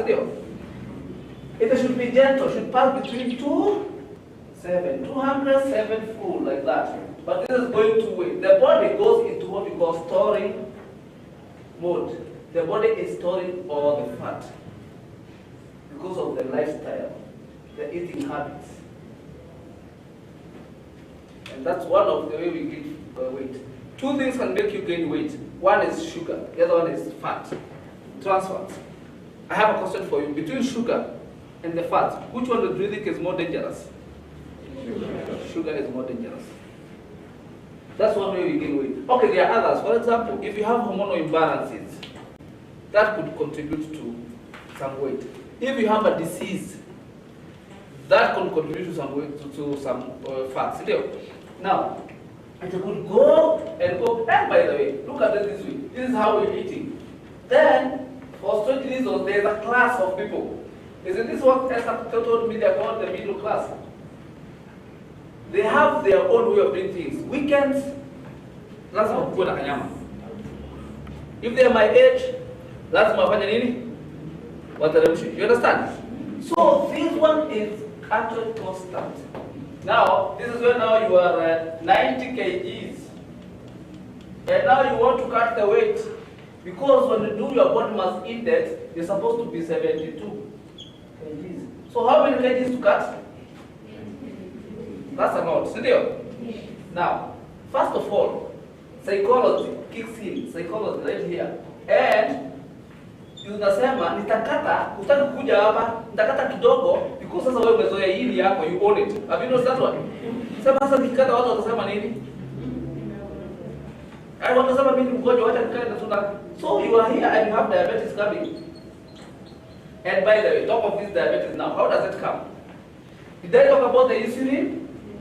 For it to work, this is a pen I'm holding, but for you to use this pen, you have to hold it with your hand. So that if you do not have hands, and I have not taught you how to use your legs, this is useless.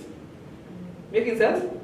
So inside the blood, there's something produced in the bloodstream called receptors. These are the hands that hold what? The insulin to work. Making sense? So if there were no receptors, other parts to insulin, it haitafanya kazi. Now, when you have accumulated fat, it inhibits production of what? What is to inhibit? Stop, or reduce.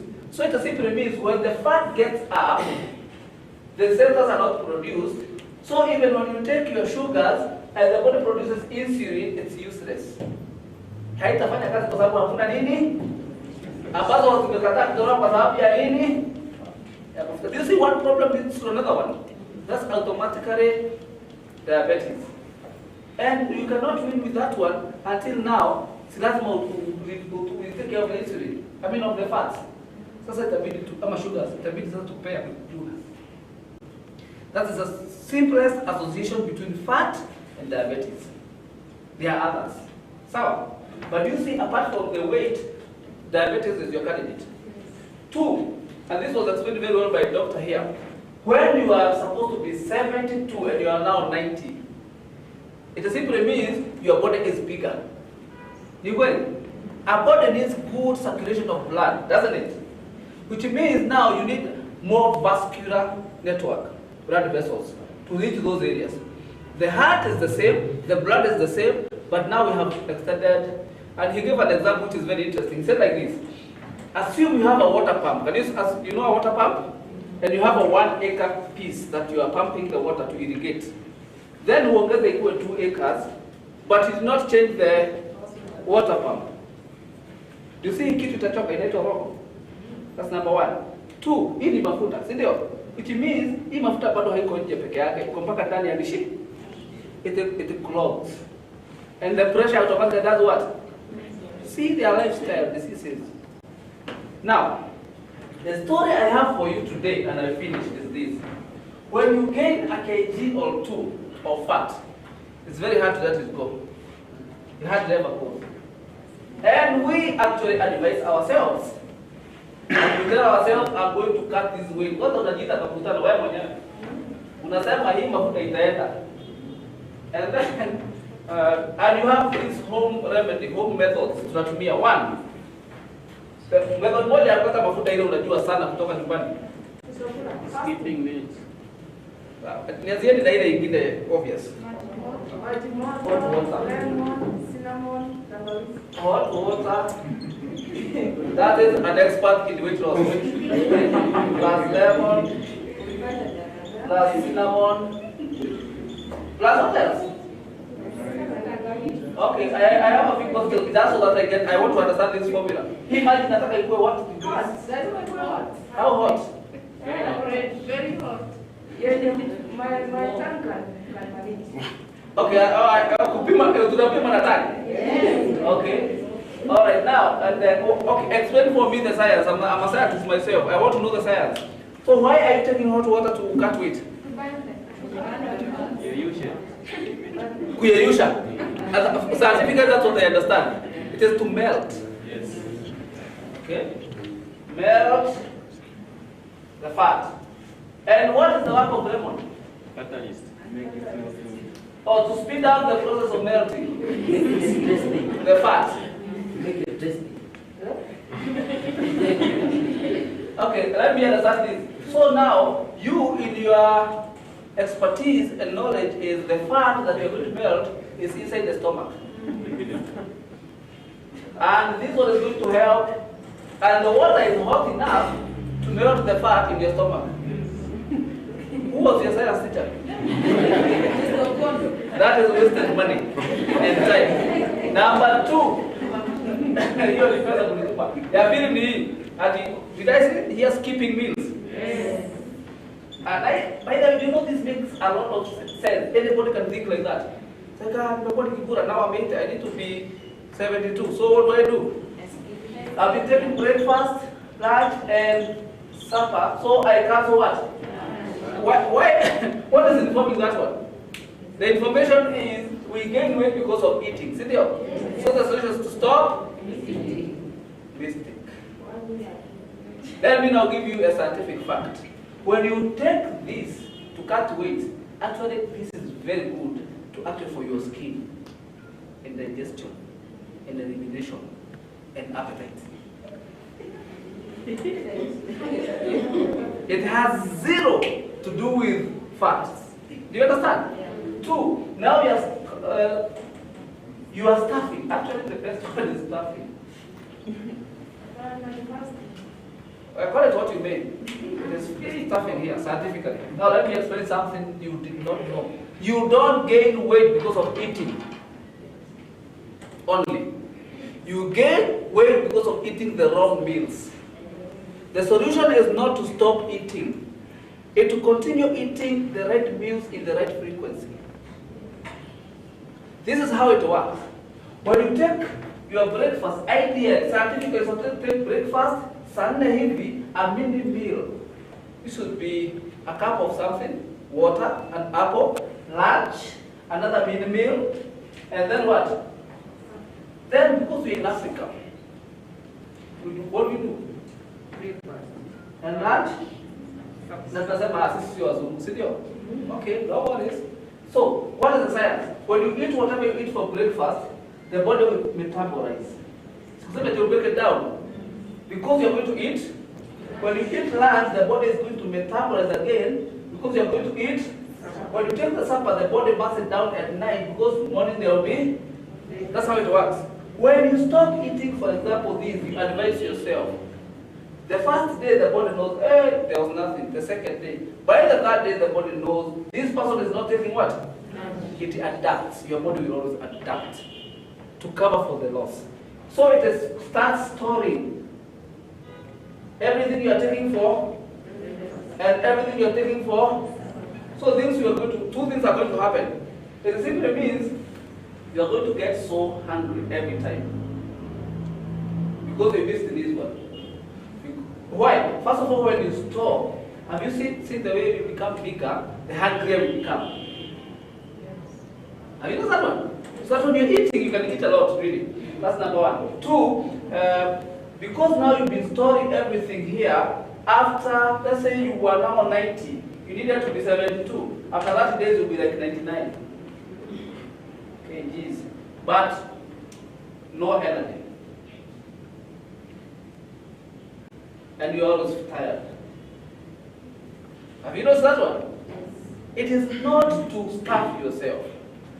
It's to eat 5 meals in a day without missing. 5. So the problem I have again is this one. I'm sure when I say meals, the picture. Did I tell you the other day we think in picture form? You understand? So when I say 5 meals, what is in your head right now? Sahani ya ugali says, isn't. So now you cannot put it between asubuhi, ugali, saa 4 ugali ingine, saa 7 ugali ingine, saa 10 ugali ingine. You don't understand, isn't. A meal does not necessarily mean that well. How about this? Good breakfast because you need the energy, isn't. Hapa katikati an apple and some water. That's a meal. Lunch, another good meal, not as heavy as breakfast. I know you do the opposite, isn't. Sakumi, an orange, a snack that has little sugar. You know what I'm saying? And dinner, little. Nice, a lot of fruits.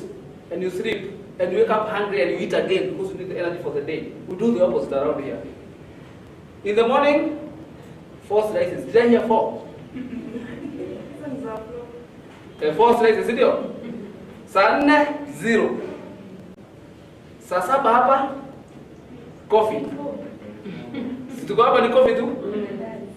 Okay. Jioni?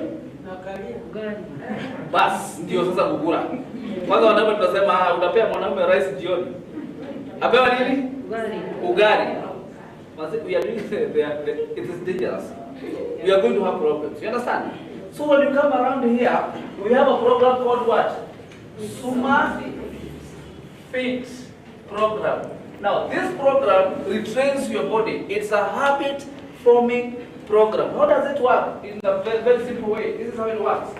First of all, I want everybody to tell me what is contained in the Super Fit. The components are Easy Extreme, Veggie, Probio, Elements. Of course, there's a booklet, isn't it? And, okay, this is the deal. What happens here really? The booklet tells you, actually says eat 3 times. Let me add you, kula mara 5. Sawa? But now, using this one, let me tell you what happens. Veggie. You know those are fermented fruits and vegetables. When you take them, they are going to churn the GIT. Why churn? Because, whether you like it or not, because of the way we eat in Nairobi and around the country, our food is processed. No refugees. Cabbages are very good. When did you eat last eat cabbage? Okay, cabbage is good when steamed. We boil ours na tunaongezea soup. Ndio itoshe kila mtu in the familia ya kula ugali, si ndio? So what I'm saying is we never have the roughage. And rice, by the way, nobody here has seen whole grain rice unless they are diabetic. Hata hamjui kama kuna hiyo peke yako, negligible.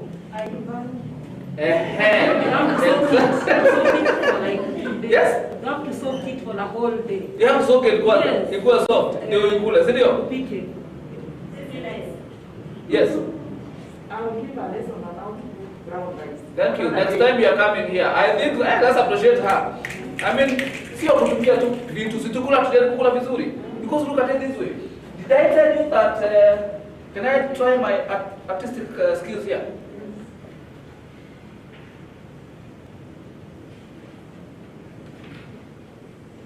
telling you I'm a wonderful artist. That would be what? GIT. That is the idea. And now, this is your stomach, gastric, and this is the duodenum, and this is small intestine, and you'll be eating your food, it's digested, it's being absorbed, and now there is waste in the colon. See there? Now, this waste should be having some texture of sorts. But because it's refined, it doesn't have that one. It will not move within the colon. It impacts. It's too soft to move. Then, your colon has the ability to expand to several times its size. So inasukumana. This is the problem. We eat about 3 times in a day. How many times do you go to the small room? Once? On Sunday. Or once in 2 days? Or 2 times in a week? Or 3 times in 1 month? Sindio? Sunday only, watu wakienda, wewe unawachwa hapo kusoma gazeti. Mpaka wakirudi wanakuweka wapi? And you see now, let me tell you the story. You only go to that place because you've eaten. And what you eat is trying to push this in your eat, okay. So it's not even what you've eaten that's coming out. There's impaction here. Uchafu. Because this thing can expand, that's how many of us have this. Have you noticed that one? Part of the number one we can help you is scientifically, trust you me, enda uwekwa hii kitu inaitwa CT scan. You have about 2 to 6 kgs of fecal matter in the colon that you don't need, should be out. Why is it here? It is refined. And where's the elder? You don't have what we call, the doctor would call gastrocolic reflex. The way you initiate a reflex, na hii inasukuma, every chafu inasukumwa mpaka inatoka. That one is used because the colon is already stretched. So you go to the room by the grace of God. And something is called constipation. This stuff hardens. And now you have gases and rambling. And you have so many problems. And then now, this one is impaction. The exhaust is compromised. And I have a problem with that one. It's mechanical, it's not even a disease. But the symptoms you get, you don't recover. Unakaa na dawa. Because imagine, when this is blocked, na bado acid inamwagwa hapa. What do you think happens? Hyperacidity. Kwa sababu haitoki. So all the problems get backwards. So zero appetite. Appetite imeenda just like that. Because huwezi toa uchafu. And I keep giving people this example. I went to Kipipiri and I had a small car and it had rained and I reversed ikaguza ukuta ya matope. And for that reason, without knowing, it stopped. I tried crack, inapika vizuri sana, lakini haitaguruma. Try again, tukafungua mbele. Kuangalia nini? Fuel iko. Of course, battery is in the kick. The firing, you know, that's like you do with the hospital. They test you for everything. Nothing. Until one kid went to the back of the car, akasema hapa kuna matope. Kuangalia exhaust ilikuwa na matope, tukatoa. Once ikakick. Do you know people who have blocked exhaust? There are so many. And I know them by gases. I know them by rambling stomach. I know them by constipation. Now look at it this way. Now you have this, and it's inafinya colon yako, and then itajaribu kupushiwa. Do you know the colon is also supplied by blood vessels? The veins here actually get pushed, and they protrude here. And now you have hemorrhoids or piles. And the doctor has to do a surgical procedure on you to remove them. We call it hemorrhoidectomy. Tunakata hizo, kukata mishipa na tunafunga. Because ikibasi utableed to death. You understand? And they are pain sometimes, sometimes they are not. They could be inside here, out here, here, wherever. And this is only one of the causes. And now what do we do around here? See, the mechanical. Yes. kutoa hii uchafu. What we do is tunatumia nini? The veggie, fermented fruits and vegetables. What they are going to do is they are going to mix this one up and anza kutoka pole pole. And people tell me, na si kuna zingine zinauzwa kwa duka. And I tell them, yeah, but what do you do? See diarrhea. Diarrhea is dangerous. You're going to lose a lot of water and things we call electrolytes that help your body. You are going to go into a shock. We don't want you to diarrhea. We want just to mix this stuff up, itoke vizuri. And then, can you imagine if you are going to be losing how many kgs here? 18. Sikuonyesha sita ni ya uchafu. Sio imeenda. Only with what? Veggie. So, do you know hata watu wengi hawahitaji the whole program honestly? Because hata wengine wananiambia mimi sina shida kuingia ni hapa tu, hii kitu imekataa kwenda. Have you been told like that? That's the problem I have when people tell me, hauna ida ya hapa tu, msiguze hapa. Hawa ni ladies. Msiguze hapa, nataka hapa. Sasa wewe kuna kitu kama hiyo. Kwanza wacha tutoe uchafu kama hiyo, sio? So, then what? Probiotics. These are good bacteria. We have bad bacteria and good. In every system of your body, cavities, kuna bacteria that stay there. We call them normal flora, ama normal commensal. They have their work, they stay there. For example, in the mouth are bacteria that help in food breakdown. It's called digestion, right from the mouth, especially the starch. Now, the problem I have with these bacteria is when they move to a different place, they become pathogenic. They cause diseases.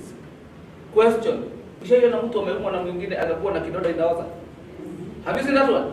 The simple explanation is the bacteria is supposed to be in the mouth, moved to that. It is dangerous. 3. So now, have you seen the way now because of this problem, you've been having ulcers? What do you take every day? It's medicines. Have you seen the way you get H. pylori? And you are given the triple therapy, which is antibiotics that are very strong. They are going to kill all the bacteria, including the good ones that help in digestion. So, 2 treatments of H. pylori, you don't have any remaining good bacteria. You have indigestion every time. Stomach is rumbling. Making sense? Then, look at it this way. We even have very good bacteria that should stay here. They cannot live here. E. coli, for example. And then, what happens is, because HAPA is impacted, they cannot survive, they die. So you cannot even now absorb things like sodium here. And what happens? We have this probio. And one sachet of probio in this company is going to add you about, I don't know how many billions of the good bacteria. How many? 20 billion of the good bacteria in the system. And now you can digest food. Making sense? Yes. Let's continue. Then we have what? We have the Easy X-ray. Natural products, beans of salts. And what they do is they have the ability to do 2 things. 1, to declog, to help the body burn down the bad cholesterol. Number 2, they remind the body that you have stored fat for energy. The body concentrates on breaking it down for energy. Fat. The hardest thing for your body to do is to break down fat. It would rather break down your tissue than fat. Have you seen a person who is big and hospitali after 2 weeks, wakitoka hospitali, they still have the katumbo upper, but the skin is drooping? Have you seen that one? What's the problem? The problem is the body cannot break down fat, it breaks down tissue. So when we have a product like Easy X-ray that can remind the body to concentrate on fat, it's a winner. That's number 1. Number 2, Easy X-ray, among other things, will take away what I call craving. And this is how we win. We win, and that's weight loss. Cravings. I have used Easy X-ray. Anybody who have used Easy X-ray? Yes. Show me if you have used Easy X-ray. Then I'll tell you what to experience. Anybody? Okay, only 2 of us. Oh, okay. It's not because of the weight. Use it even to cleanse your blood vessels. You have a lot of cholesterol. Use it. Now, when you use this thing, first of all, the appetite goes. The craving goes away. Craving like this. Have you seen the way you are walking and you love soda? And now, if you want to do soda, you stop thinking until you take the soda. That's called craving. Ladies, have you seen the way you are walking past somewhere and you see chocolate? And then you cannot move another one step before you eat the chocolate. How about the Black Forest that you take down here at Java? The craving that I have to eat this one for me to think, that goes away. People with weight have cravings. Did you know that one? If we can contain that one, then it's a winner. And it's an amazing program. I gave this program to David. David, I called him Wakeri. David Maura is in Kinango. He lost 9.8 kgs in 10 days. And I was talking to the doctor, she said, it could have been more. So people ask me, oh, so I'm going to lose all of that. And I say, no, no guarantees. We have different metabolic rates. We don't break stuff the same way. I could break fast, I could break slower. I could be slow, I could be faster. Do you understand? So much for that. And it's an amazing. It's a 28-day program. It's a habit-forming program because after 21 days you have a different habit. During the program you're not taking sugars and fats. So even after the program, you don't want to go back to them. I have finished. Do you have a question on that?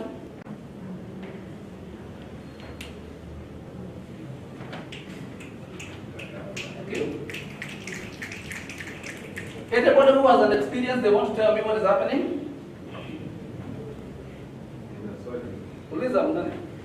Yes, my question is, deals with the treatment of the hemorrhoids. Yes. My mother experienced that. Yes. And when we went to hospital, she was to undergo an operation.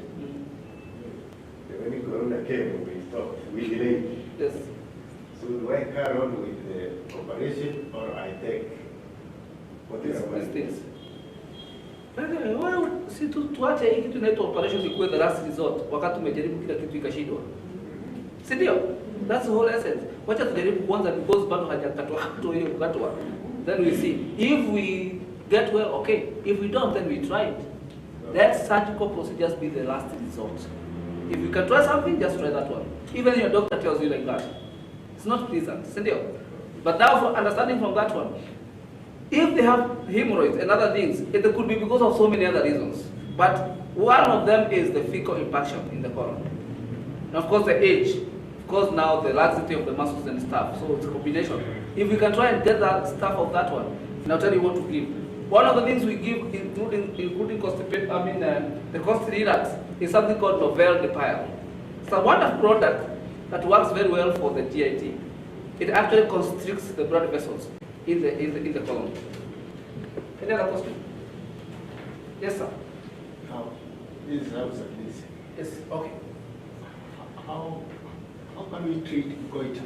Goiter. With using this treatment? Okay. How can we help people with the hyperthyroidism, which is goiter, which is this gland growing abnormally big, and so they are sick now. And the only way we know how to do this in the hospital is actually some serious medicine to balance the hormones, then tunaikata, which is one of the most complicated surgical procedures ever done. Doctors avoid it. It's complicated. Now, when you are doing this simple home science in primary school, what causes goiter? Especially, isn't lack of iodine, which is a mineral, senior. So straight number one, I want to give that person something that has iron and zinc and minerals. So it starts with aminocarb. I'm not saying that goiter was caused by lack of iodine, as it were, but it is one of the contributing factors. Then add right there what we call the pure and broken. I'm sure that person can also afford NMN. And they ask, atapona? I don't know. Kwa sababu hata akienda hospitali afanye operation, who says atapona? Do you know after the operation you stay with medicine forever?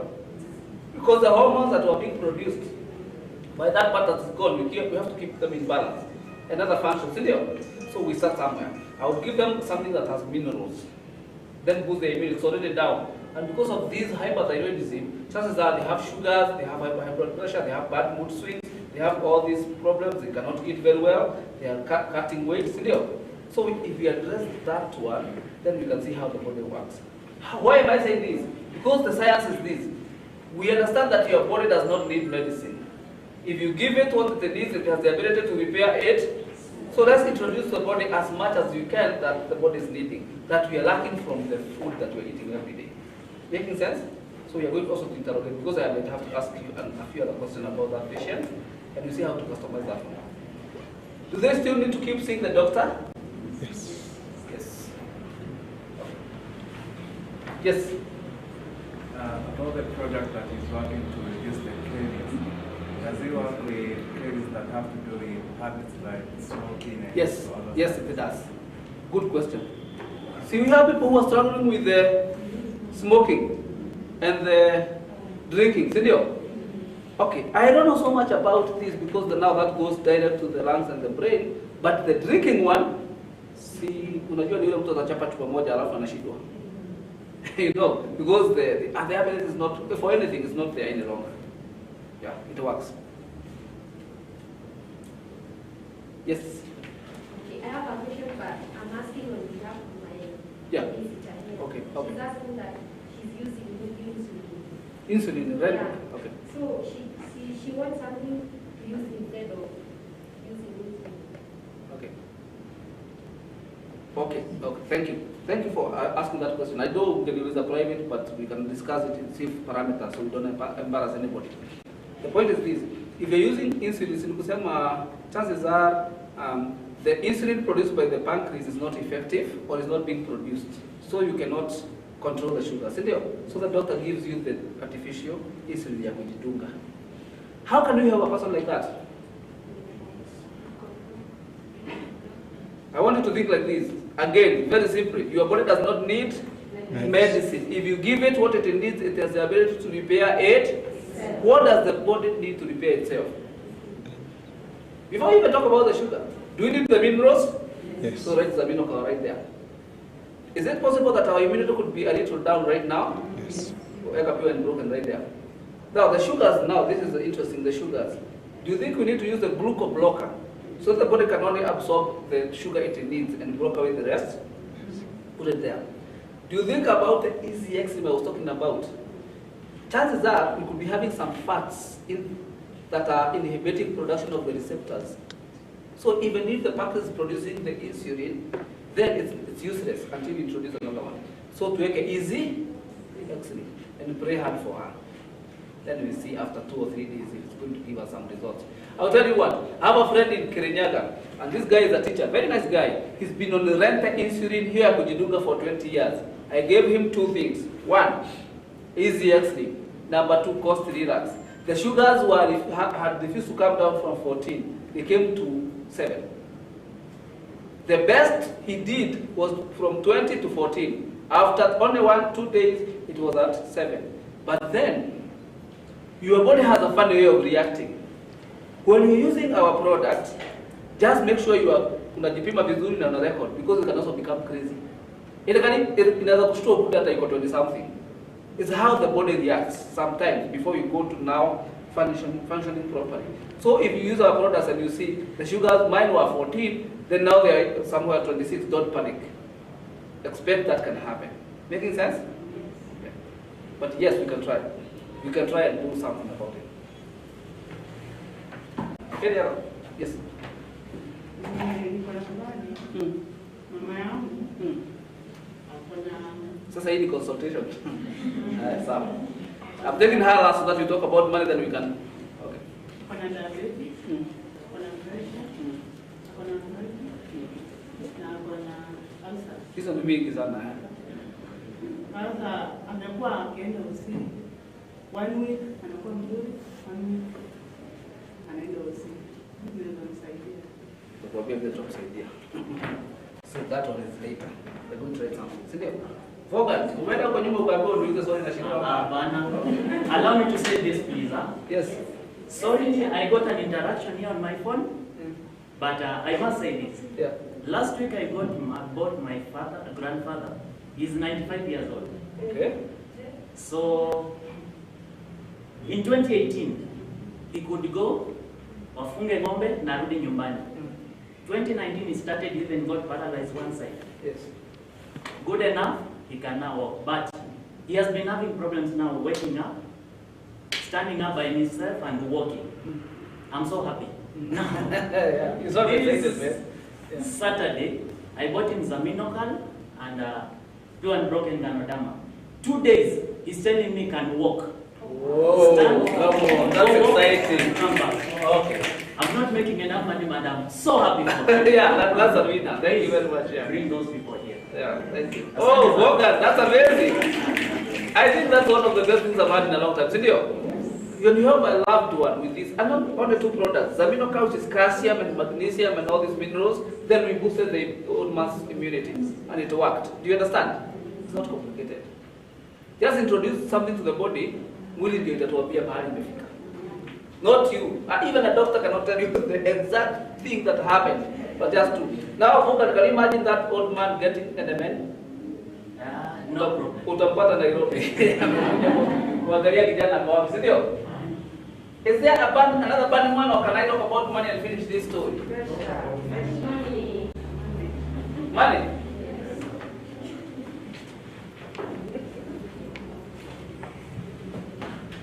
Okay, only one question. As I was speaking right here, those people asked me, okay, now, as I was speaking right here, did anybody feel like they need to use our products? Yes. You thought like that. At one point, you thought that would be good.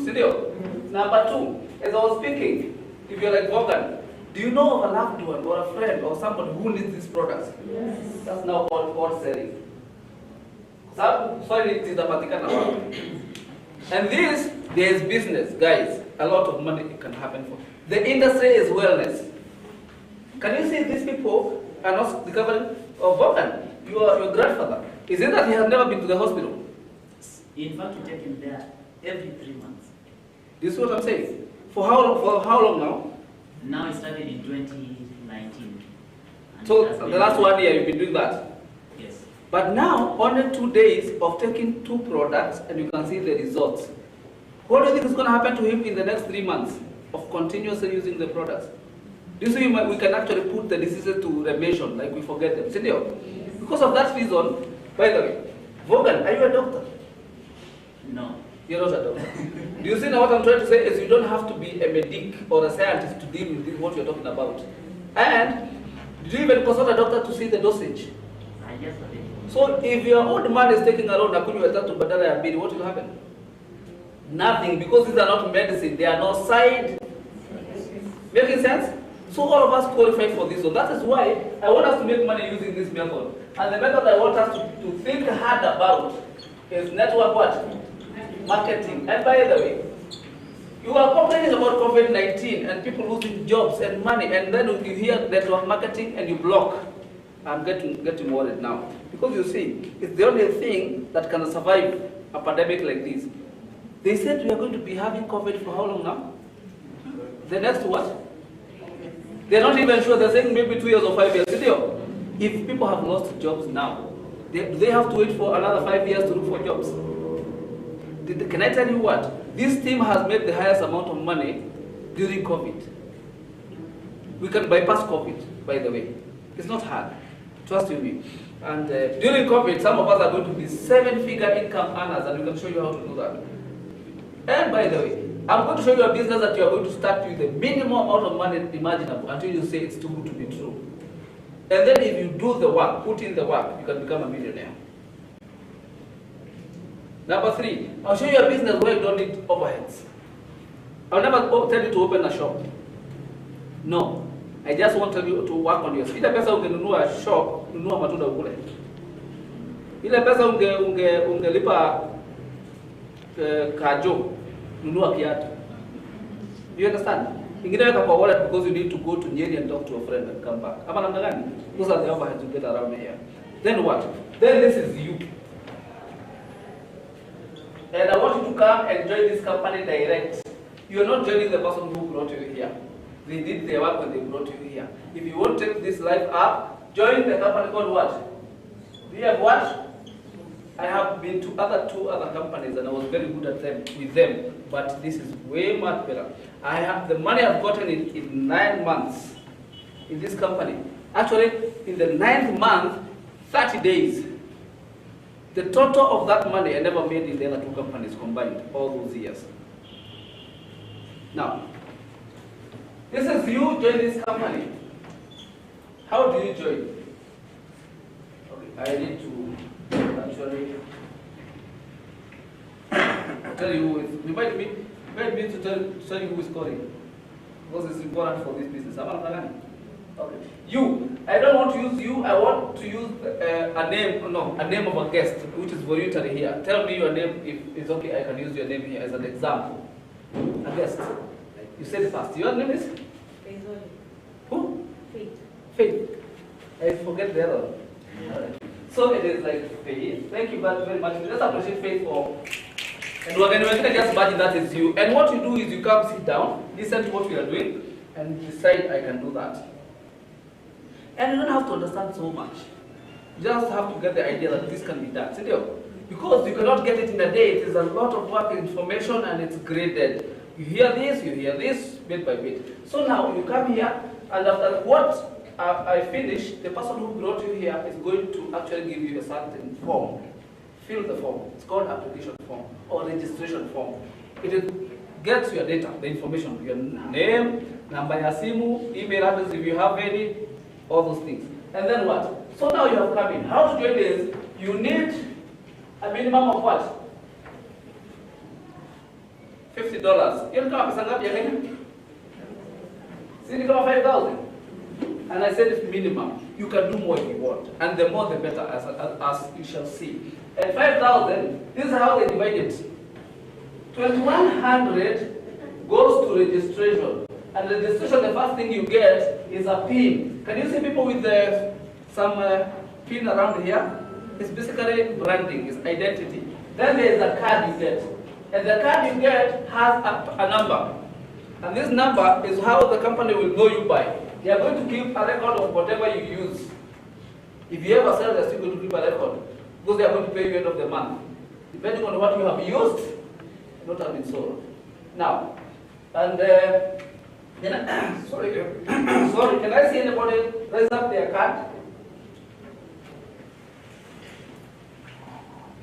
What the card is due, again, if you're sitting next to a Muganisha card, because that card has a company logo, your name at the back written, and then what? That number. And then the other thing you get is this. Literature. Trust you me, you need this information I just told you so that you can read it for your own. I'm going to look at faith. Part of why you pay that money.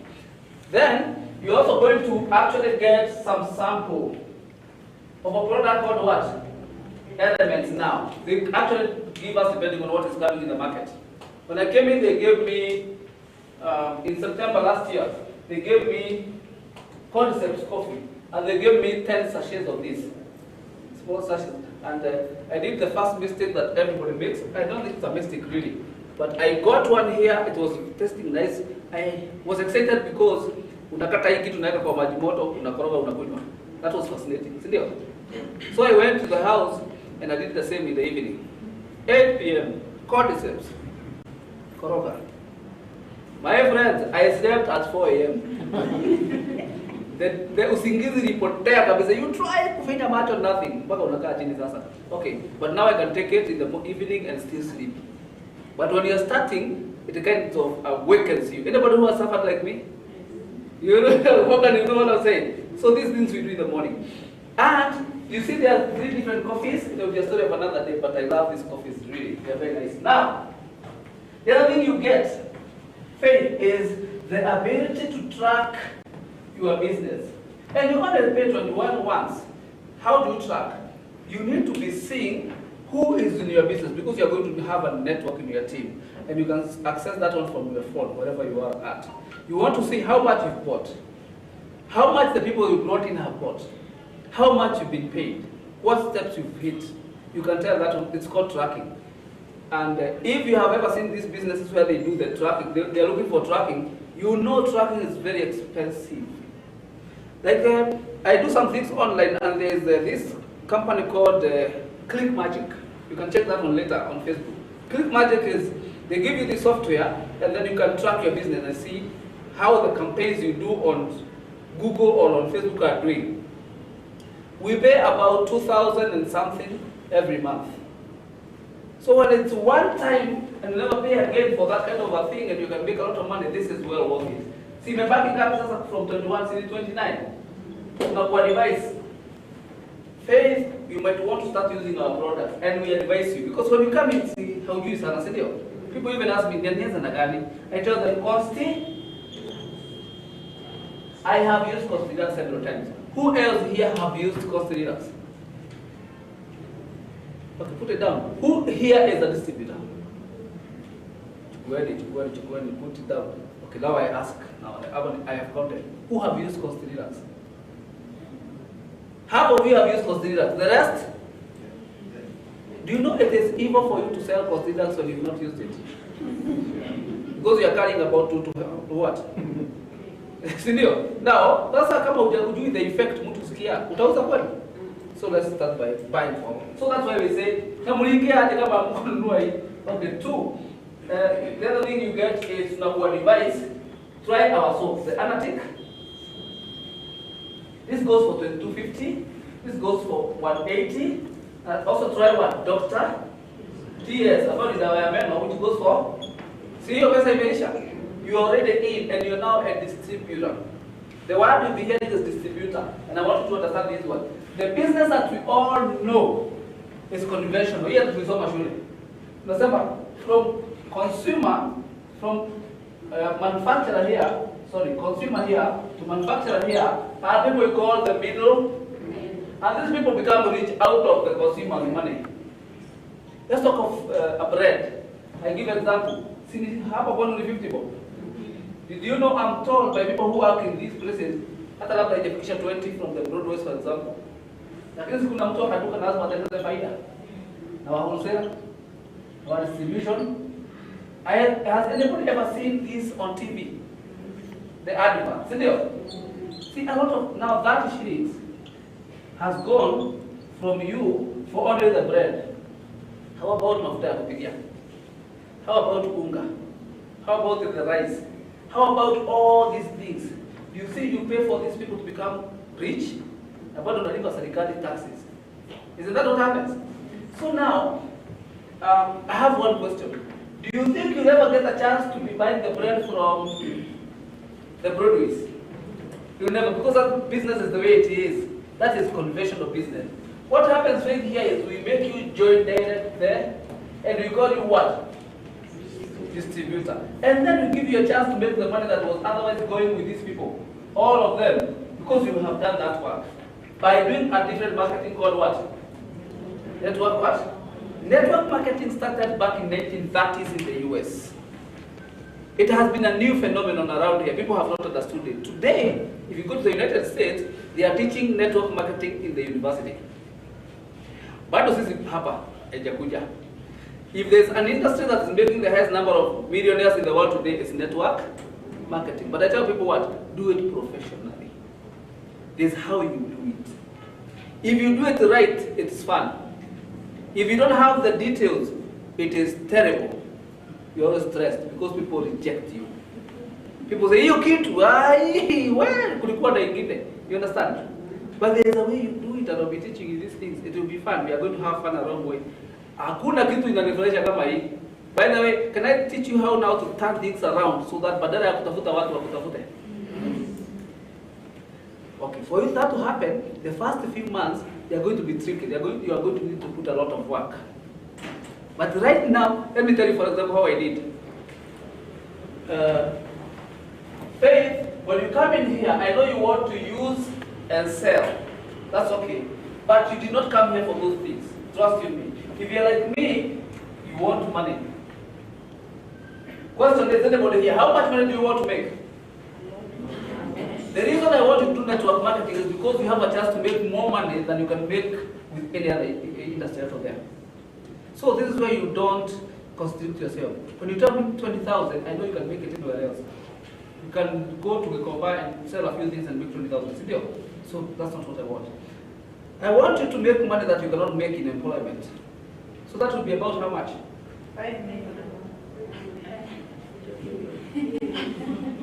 Okay, don't answer. I know, that is for heavy hitters like you and me. I want to cause our identity for your rhythm. So, Faith, you want to make money, if you're like me, that you cannot, if they give you employment the best, they cannot pay you that money, but that's the money you want. That would be about 200,000. My senior here is telling me about 200,000 because it's very hard in Nairobi to get, in Kenya, to get an employment of 200,000. It's only for a very few people. Sindio kweli? Na wanaturingia. And they are driving a car that has loan. Na wanakaa mahali they cannot afford. Then when they retire, they are broke, they go to Shago. Sindio? So, I can show you how to actually earn that money in your first 1 year. Is that a good deal? And I want to show you do it having some fun, not getting stressed. I know you have this way we go working and we have the stress of work. Hata kama unalipwa hiyo pesa, kuna ile stress inakujaga nayo, si ndio? You have to wake up at what time? You have to be the jam, to be in the office. The boss is on your case. Paka unamtusiki matusi yote na roho, si ndio? You don't want to get there. I want you to have fun, sleep well, but wake up early and you are excited to go work. There are people here I work with, they tell me, I cannot wait to wake up in the morning and come to the office. You want to have that feeling. Because when you have that feeling, you attract the best business. Sindio? I continue. So Faith, when I came here, they told me there would be money. In the next 30 days, I personally will be making $1 million Kenya shillings every 30 days. See, this is a rich man. Have you seen a person earning $1 million every month? Except the president and vice. The rest will give to Baba Chini. And they told me you can travel around the world. In your first 1 year, I'm showing people, and I have people who have already qualified for travels in this team.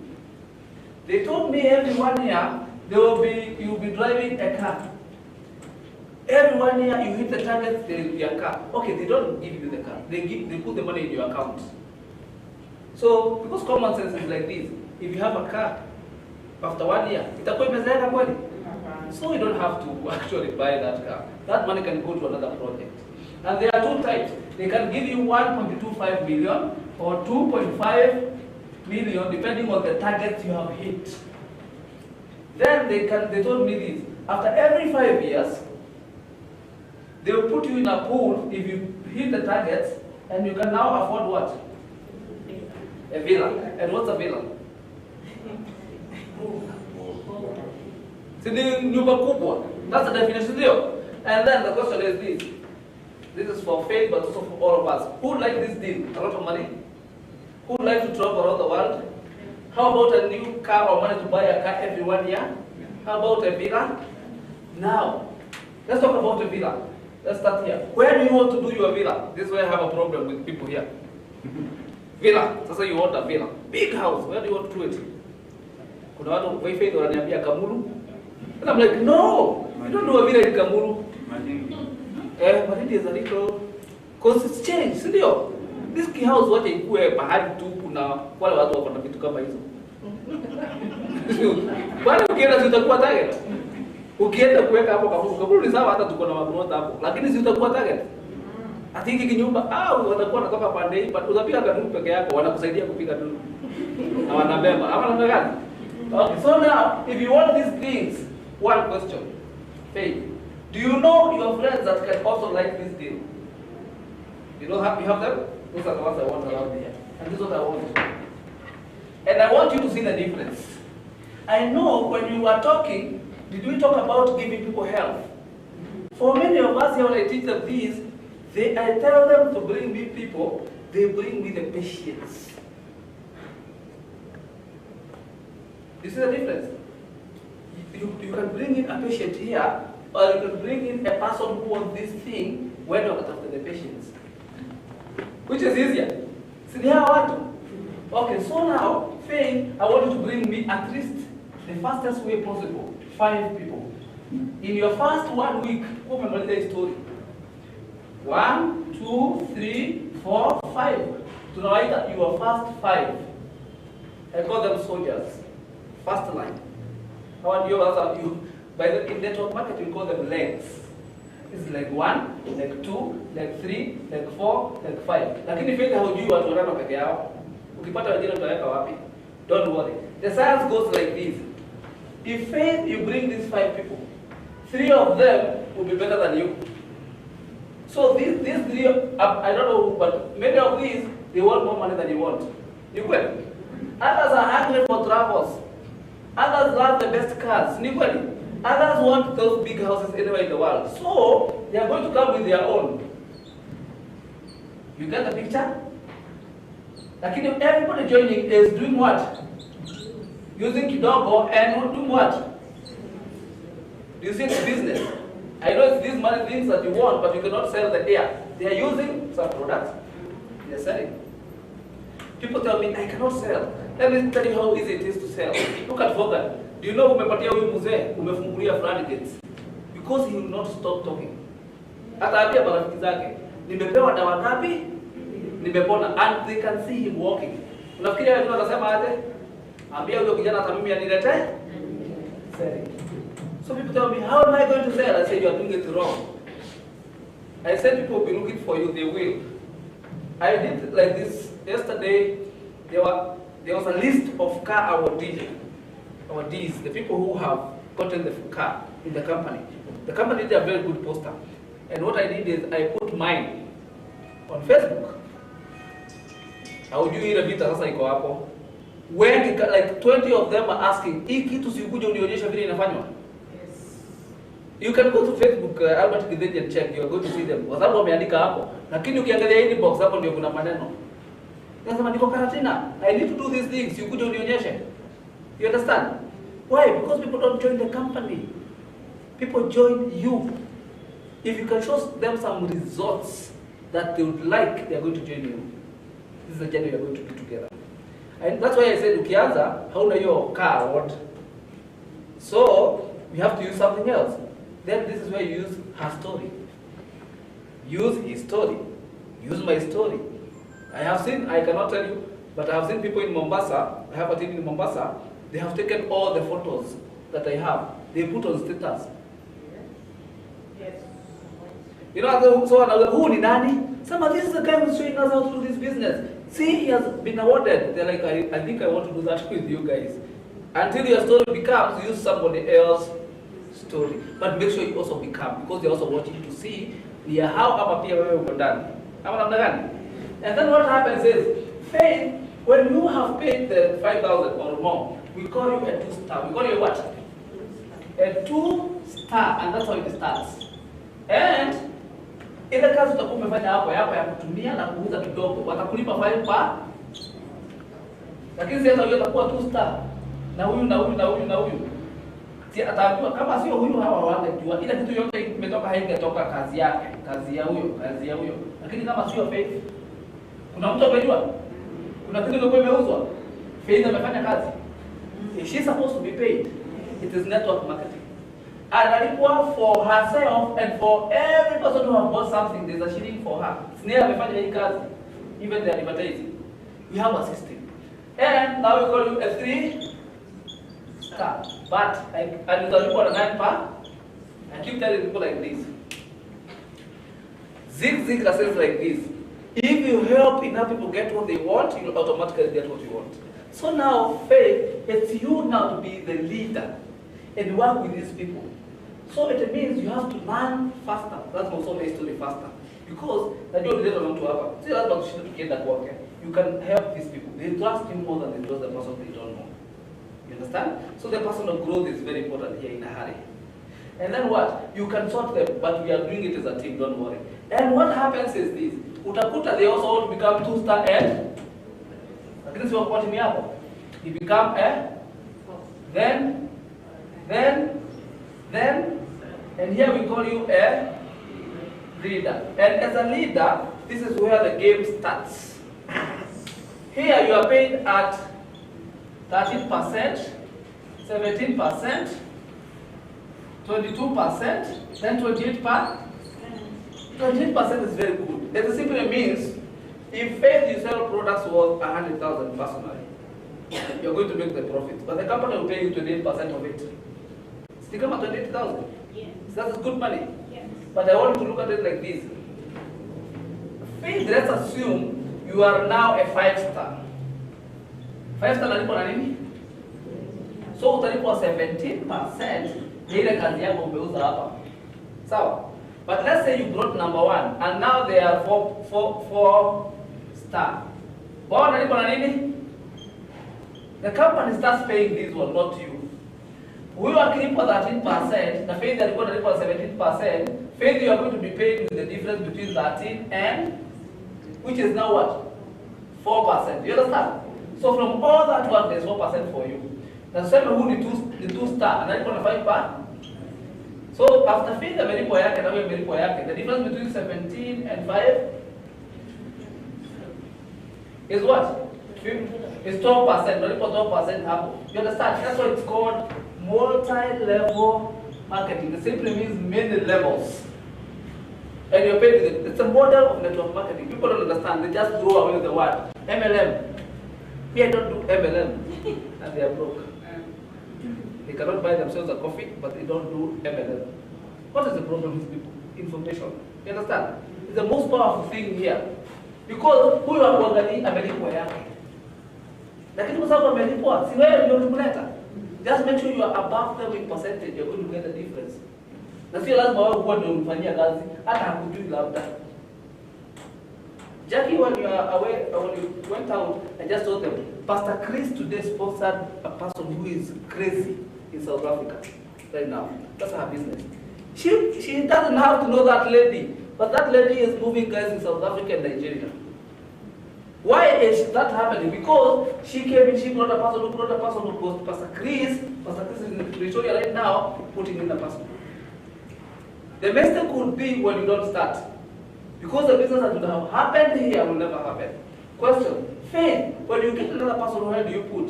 You come and look at number 1, 2, 3, 4, 5. So when number 4 anaenda pole pole. You need to support them.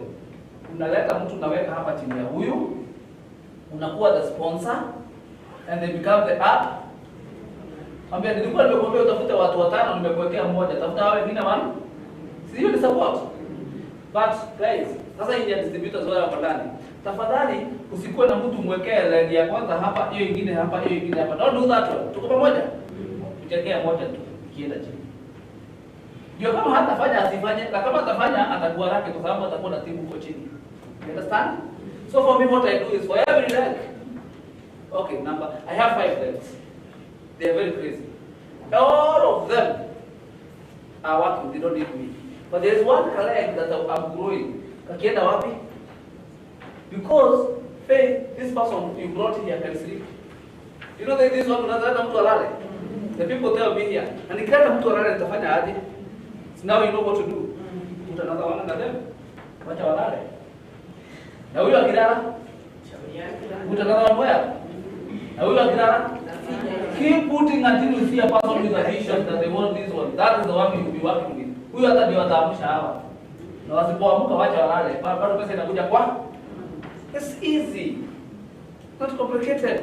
Then when you come in, we tell you please make sure you are a leader with a team. A leader is a person that has a team. You can take yourself to a leader alone. But what business is that? A leader is a person that we want to get to in the first 90 days. So now we are in August. We need August, September, and October. Any guest who wants to start the business today, please be a leader by October latest. When I was a leader, my check was 97,000. In other words, is it possible for a person to join here and by the next 90 days they are earning 100,000? Is it possible? Yes. Yes, it is possible. It will be done. You will wait and see. We even have an incentive running back there that you are going to see the details. Yeah? We're going to see those on Monday. And now you can also become a senior leader. You can also become a diamond. You can also become a senior diamond what? You can become a crown. And you can also become a senior crown leader. Before I came in here, the president of this government told me she became a senior crown leader in 4 years. And it was amazing. And this team is now crazy. I've never seen this before. Because of this team, now we have a senior crown leader in exactly 8 months. Yes. There is no senior crown leader anywhere in the world, and there are only about 8 in Africa, that makes less than half a million, because they are starting.